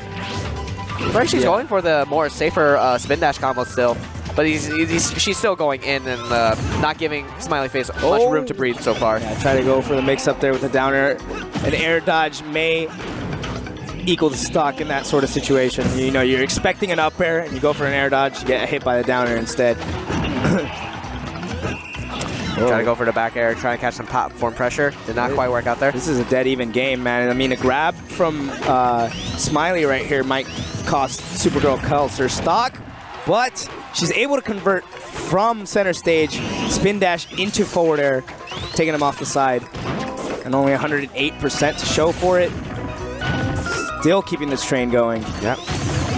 Just getting some big spin dash combos. That's already big damage. And it looks like Smiley Face having a hard time trying to figure out a way to seal out the stock. Looks like Supergirl Kels' defense is working very well right now. Yeah, tried to pull out that Shadow Ball, but just spin dash right through it.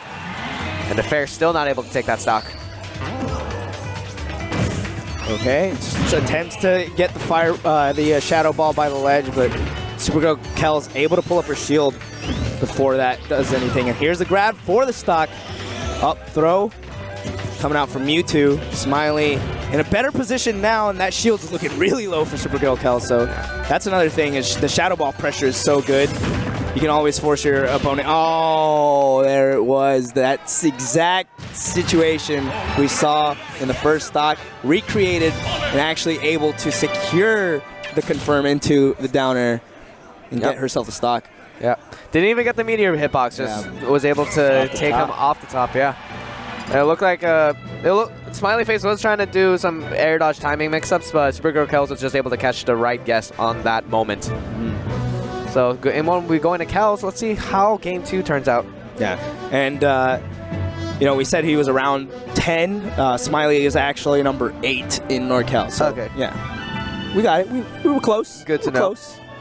Alrighty. Looks like they're asking if Omega Wily's is okay. I think that's one of the ones that. Yeah, it's like Wily's, Palutena, and like one more that I don't remember, unfortunately. But doesn't matter. It looks like the wall jumps are going to be coming in handy for Supergirl Kels on this stage. For sure.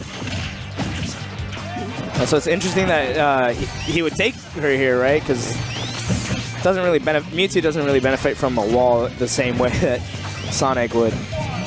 Yeah, who knows? Maybe he wants the music level up because the Mega Man music is great as well. One other thing, for teleport characters, they do benefit from the wall, actually, because they're able to not, you know, on other stages, there's that weird glitch where you go straight up and then to the side. Oh, okay. With the wall, you're just going to be able to hug the wall all the way up. That's true. But you know what? It doesn't matter if you get spin dash to dare and then immediately falling up and catching that jump with the footstool, knowing that Smiley Face couldn't do anything else to recover there.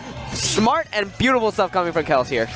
Yeah, 60% only on her, and he dashes back into the spin dash, thwarting Smiley's grab attempt.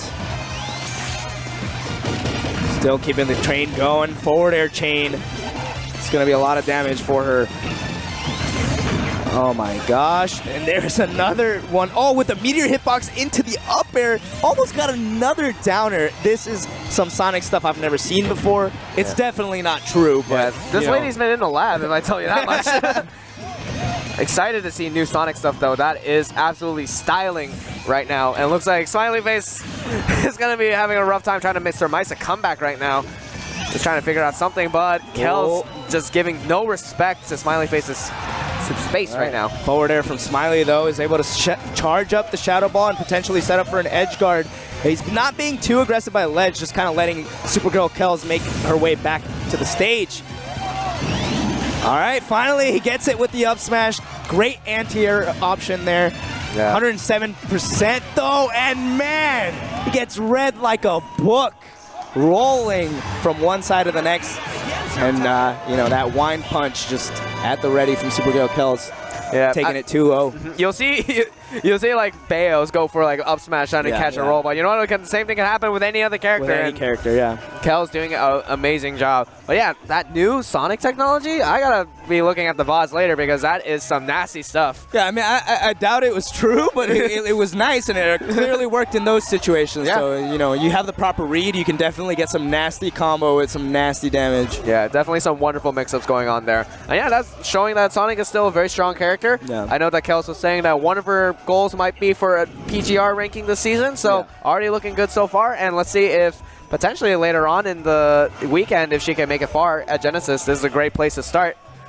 Of course, with the new ranking system for the PG stats, this would have been S tier last season, but it is A tier this time around. Yeah, I mean, I'm glad that as we go on in seasons, the ranking system and, you know, how we classify our tournaments has been evolving, because it needs to, especially with the attendance fluctuating, new players coming onto the scene, stuff like that.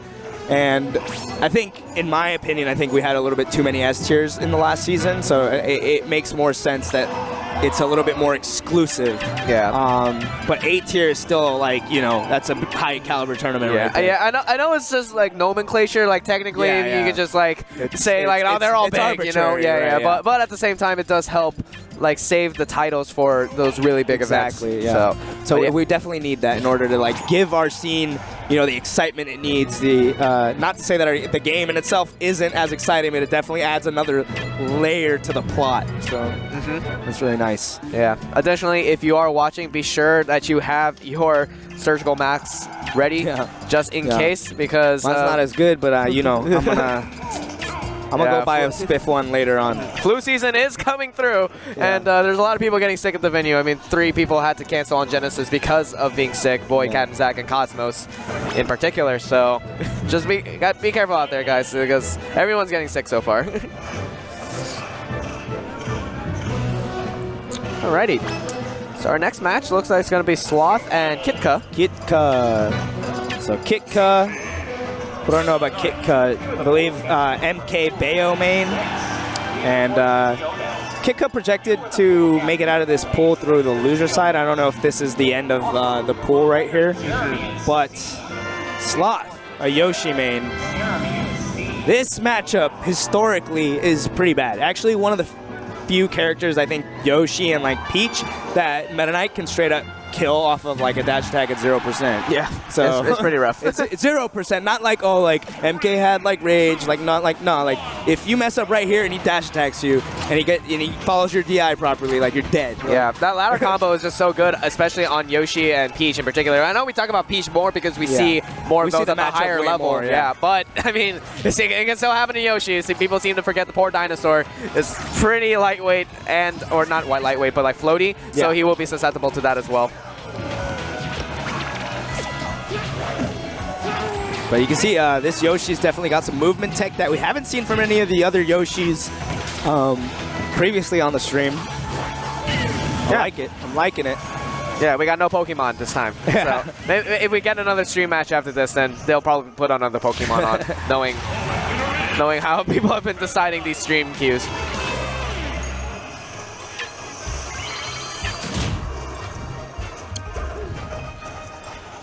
Alrighty. Let's see if they're just about ready to get things started here.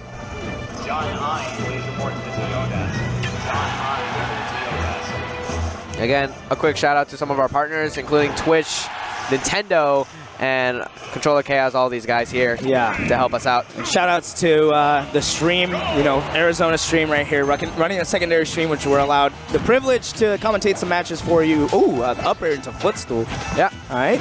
I believe if you're fast enough, you can get the down tilt lock, but it looked like Kitka recognized he wasn't ready for that, and so he tried to go for a forward smash mix up instead. All right, 30%. This is a very golden percent for for Meta Knight right now to try and get something stupid to happen. All right, we got a down throw, and that's already big. But I like that from Sloth, just using the armor to try and jump out. But it doesn't matter if you expend your jump, and then you can just get grabbed again on the ground. So relatively even here, but with KK getting the grab, this might be it. But unable to chain together these up airs. He gets a shuttle loop. But Yoshi's still a little bit heavier. If that had been a Peach, then maybe. But it looked like that Kitka got the strong hit into the dash attack. Usually for Meta Knight, you want the weak hit dash attack to set up into that. So I like that, just using the one up air, extending to as far as he could go, and then using the shuttle loop. I know that Show DSS from NorCal said, if you have to choose between an up air and a shuttle loop, always go for the shuttle loop. Oh, there it is. Shuttle loop once again, this time for the stock. Only 45% on Kitka. looking really clean. He's going to hold down the center stage, wait for Sloth to approach him. Punish his landing with a dash attack potentially. Looks like what is what he's looking for. Ooh. I like those crash counts to jabs. I believe those were called. Yeah. But he's using the back air. Not going to be able to find the no tech to extend into some down tilt locks.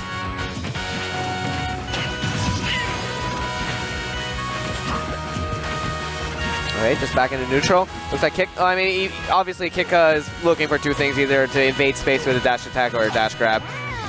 Looks like he's maybe trying to condition him to try and jump and catch the landing, but you know what? He's got it right here, and he's got rage, but again, just jumping right through. Gonna save that armor. Oh my god, the second hit of Shuttle Loop, had it connected, it may have been the stock. Still a little bit low percent for Yoshi, but hey man, it was pretty high up towards the top last zone. And Town and City gets the jab to forward smash by the ledge. Sloth able to bring it back to a one stock situation. However, he is still trailing in percent. Uh-oh. Alright, so he's gonna armor through those jabs. And another dash attack to Shuttle Loop. If he gets either more rage or maybe a little bit more percent, it might be game over for Sloth here in game one. Uh-oh. Alright, Sloth playing it a little more carefully. Uh-oh. Yeah. It's a little bit hard to catch Yoshi with that dash attack because he does have such great aerial mobility. He's able to space away from that. Oh my god, dude, he almost had it. That up air had it connected at the top of the blast zone. It was curtains for Kitka in this game one. Yeah. However, we can see a very even game now. Rar back air putting Kitka in a very solid position here. Oh my god. Dash attack, Shuttle Loop. Oh, no, air dodge read actually coming from Kitka.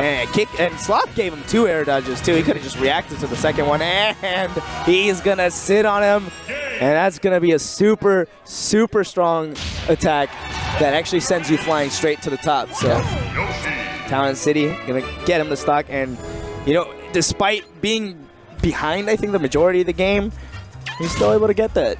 Like in a really, really tough matchup. Like this is one of the few matchups that are probably like, you know, closer to being like a 90-10 matchup. I'm not even gonna say it's 90-10, but like, you know, it's definitely not 50-50. It's probably like 60-40. Alrighty. So, let's see if Kika can try to make some adjustments. He looked like he was a bit susceptible to the Yoshi combos. I believe you DI up in a way. Yeah. You might be able to get out of certain ones like that up air string that Yoshi was getting there. That was a ton of damage that he got from that too. Oh, just barely unable to get the down tilt lock, but he's showing that he has the know-how to do these executed combos. All right, up airs, taking off the top. Oh. Yeah, that last one wasn't able to connect, and that was the big setup for the potential kill. And that was the situation where, you know, you mentioned if DSS said, if you have the option to go between up air and shuttle loop, you should have gotten for the shuttle loop one like rotation earlier instead of throwing out that one extra up air. Should have gone for the shuttle loop. Yeah, and you know what? I appreciate Sloth. Oh my god, that killed. What the heck? But anyways, I appreciate Sloth very much right now because I rarely see crouch cancel jabs being used in tournament play, but he's using it right now, and he's getting a bunch of damage from it against Kitka. Super good for Yoshi. As you can see, he can just chain jabs, which eventually can be a forward smash, an up smash, maybe even an up tilt. Yeah. Oh, here's an up tilt into the up air. Okay, that's a great combo starter for Yoshi. Yeah. Right, another big grab coming from Kitka. Just gonna go for the shuttle loop, but unfortunately the second hit is not connecting so far.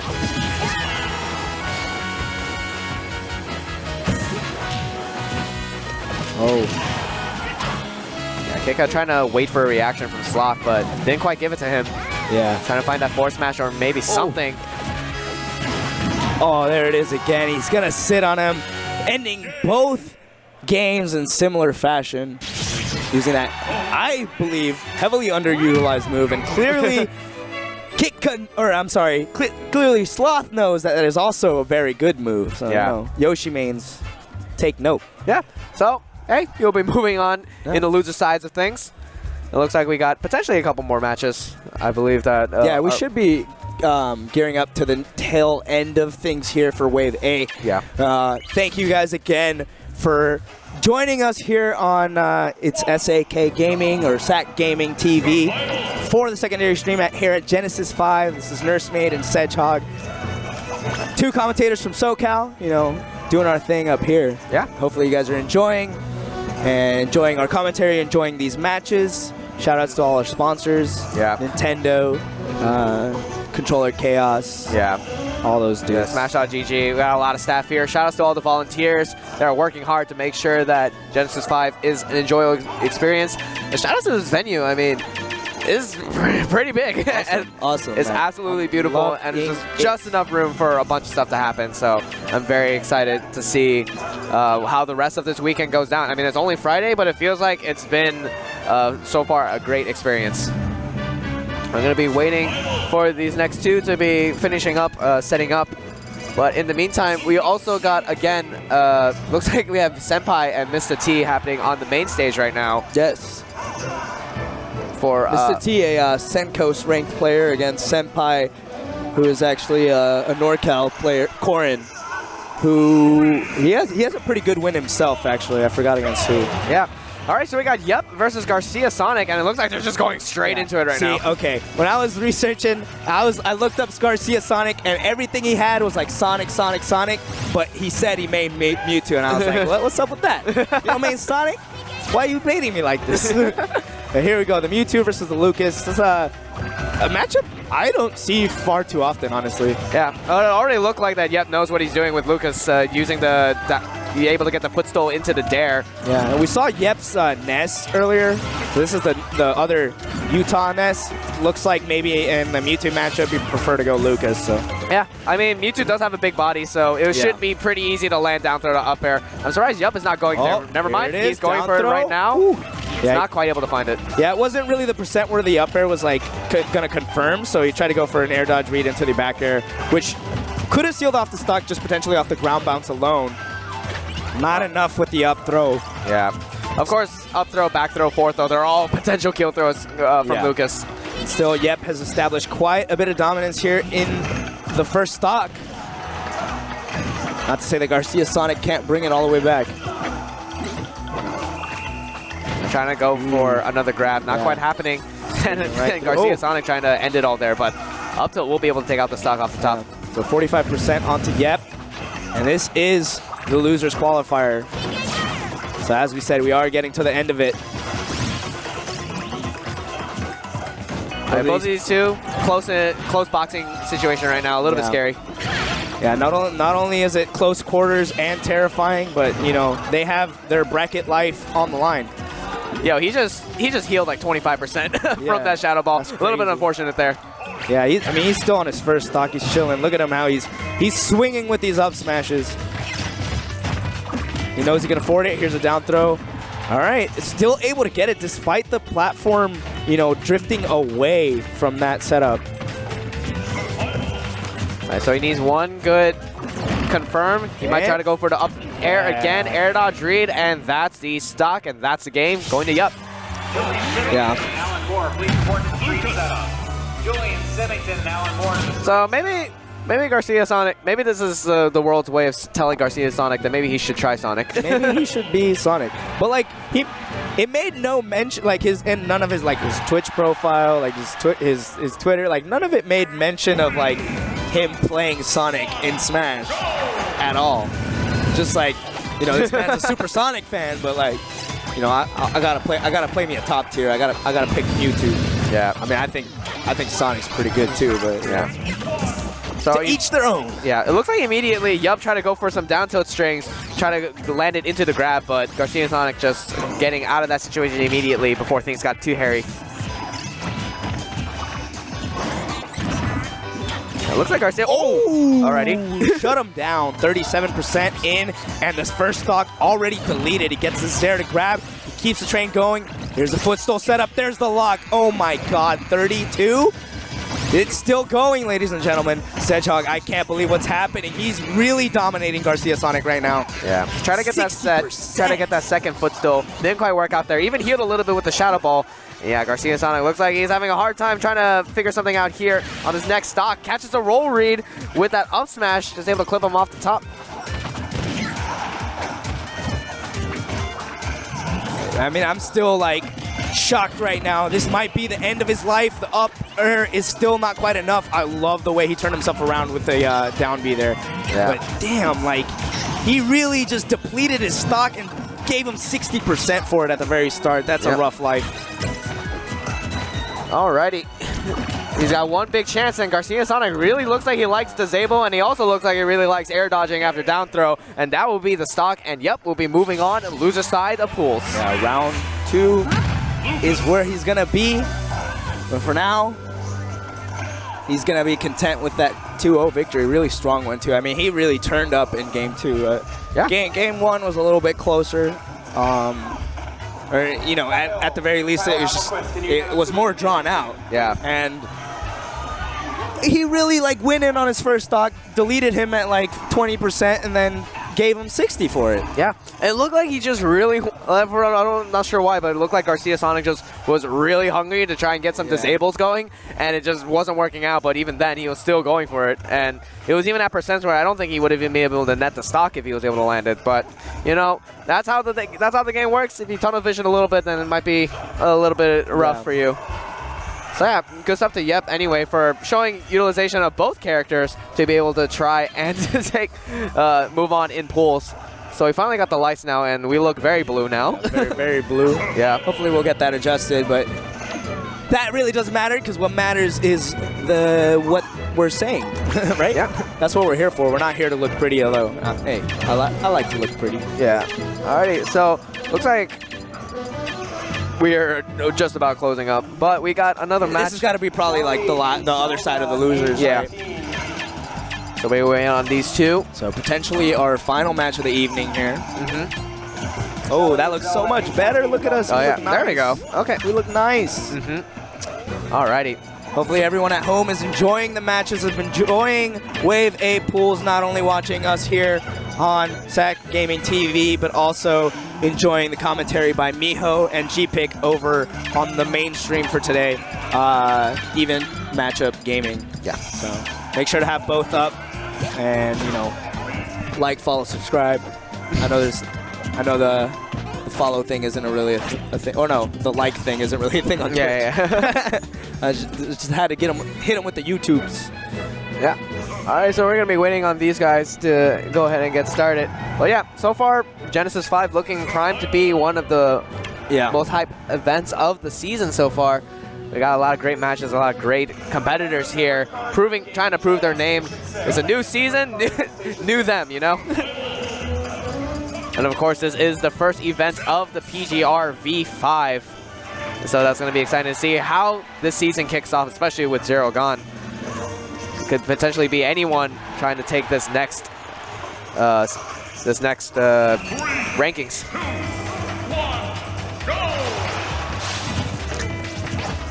There we go. Yep, this is round 1 pools loser qualifier. Crown Aether versus J-Brock Pony. Another Sonic and a Shulk. Yeah, looks like they're just practicing their tech. It looks like their button check is just about finished up for now.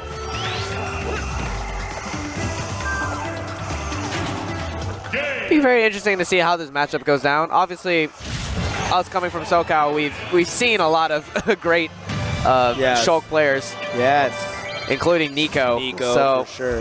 That might be our only Shulk, to be honest. Yeah. But regardless, we know the potential that this character can. I know Shulk in the meme is like potential with this character and stuff, but he has some pretty solid players and wins under his belt. Yeah, so he actually has potential. Like, we're not memeing. We're just telling the truth. At the same time, though, I'm curious to see how it would be going down in the Sonic matchup, because what I'm imagining is that Shulk does have a little bit of problems with startup and end lag. Yeah, so it's going to be really critical for Crown Aether to manage his Monados properly. He's probably going to want to be trading off between jump and speed, particularly because in jump he can, stay up in the air and maneuver in the sky more easily, stay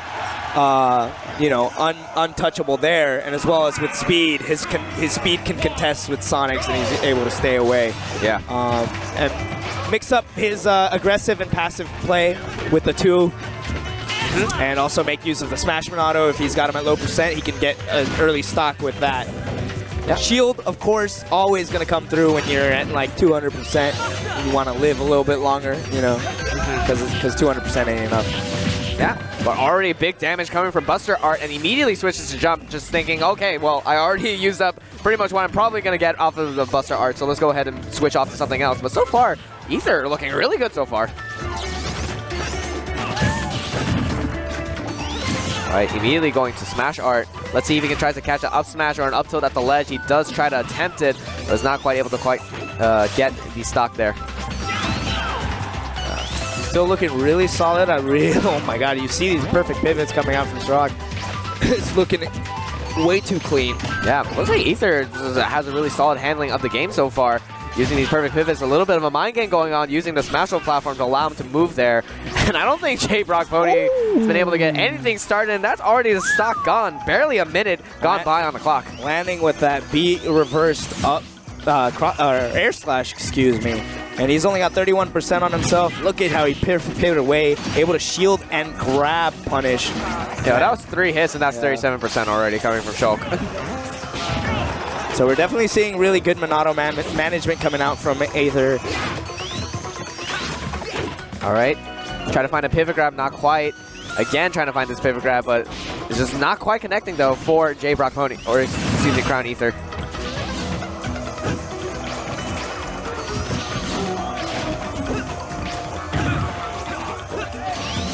All right, so I mean, Aether's making a really good use of the neutral air, which covers a lot of space around his hurt box, similar to Cloud, but not as quick. Yeah. Still really good though, because it covers a lot, potentially a little bit more space than Cloud Zero. Yeah. I mean, to be fair, I feel like I'm seeing J. Brock Pony do some good stuff with his Sonic. It might just be one of those things where it's like, what the heck is this Shulk? This guy is just moving all over the place. Yeah. And he quite can't get a handle on anything. Almost dying to that up tilt off the top. Smash Art up tilt is one of the good things you can use at the ledge to try and catch people. Backslash coming out. He going for these hyper aggressive edge guards as well. I mean, he's got to stock up in shield mode. He's not going to die anytime soon. He's going to have to switch to jump real quick. Yeah. Retreats to the platform. How's he going to make his way back down? Nuh-uh. As J. Brock Pony grabs him, sends him back to the sky. Potential juggle here. Not quite able to find anything. And of course, when you're a shield mode Shulk, any hit that you can get is pretty much a victory. That was 2 counters in a row that he tossed out, and he was still able to secure himself a 2-stock victory in the game 1. So Crown Ether looking nice. Really digging the Shulk play. And as you said, J. Brock Pony looks like he knows what he's doing with Sonic, but he kind of just is a little bit befuddled by the Shulk, the caliber of Shulk. Contrary to popular belief, counter is not stronger while in shield mode. I'm just going to throw that out there. Yes, please. Let him know. It's just easier to be able to land a hit on your opponent if you're in shield mode and you're just letting your opponent chase you. So that's very smart from Ether to be able to steal out that stock.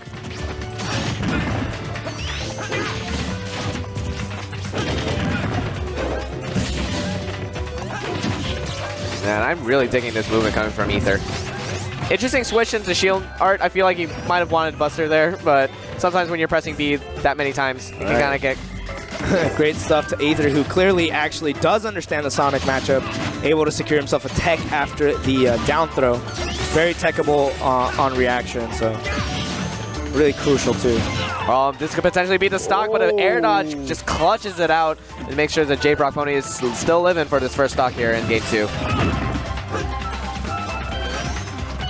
J. Brock still not going to give up. Just trying to chase down Crown Ether here.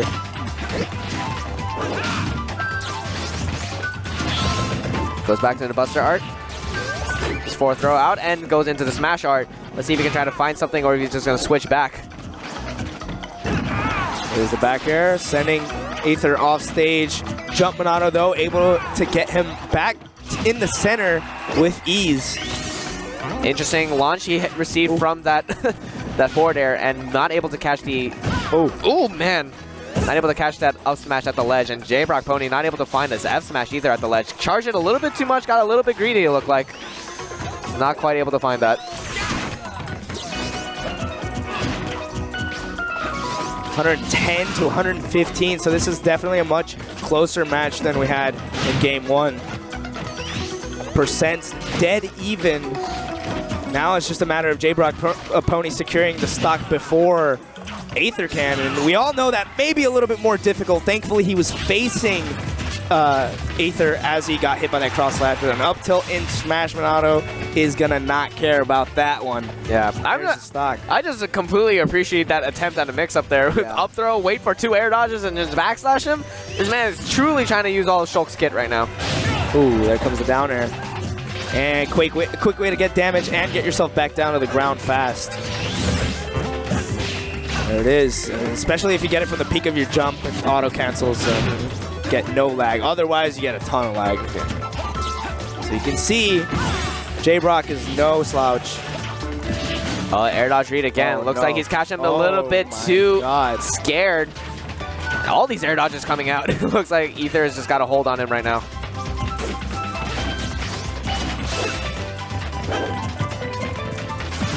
There's an up tilt. Gonna pop J-Brock up. Still chasing him down on the ground. I'll try to go for the counter again. Try to catch J-Brock. Being a little bit too aggressive, but didn't quite pan out there. All right, Smash Monado activated, and that's surely it right there with the up tilt. 2 stocks, actually 4 stock in this set.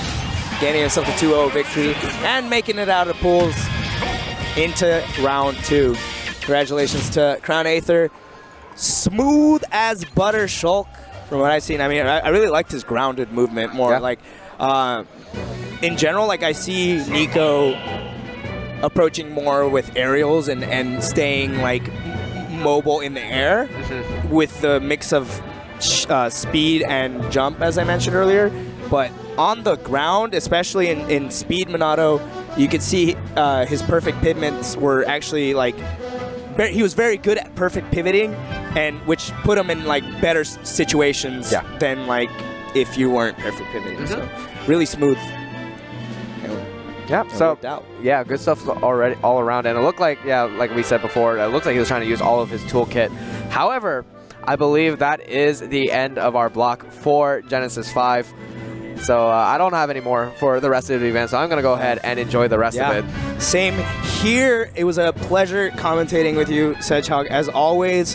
Hopefully you guys at home enjoyed the commentary. Be sure to follow if you like.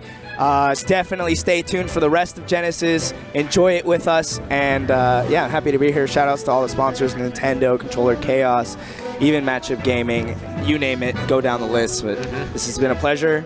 Nursemaid signing off. Yeah, this is Sedgehog signing off, so stick around, everybody. We got Rosa and Dom coming up next.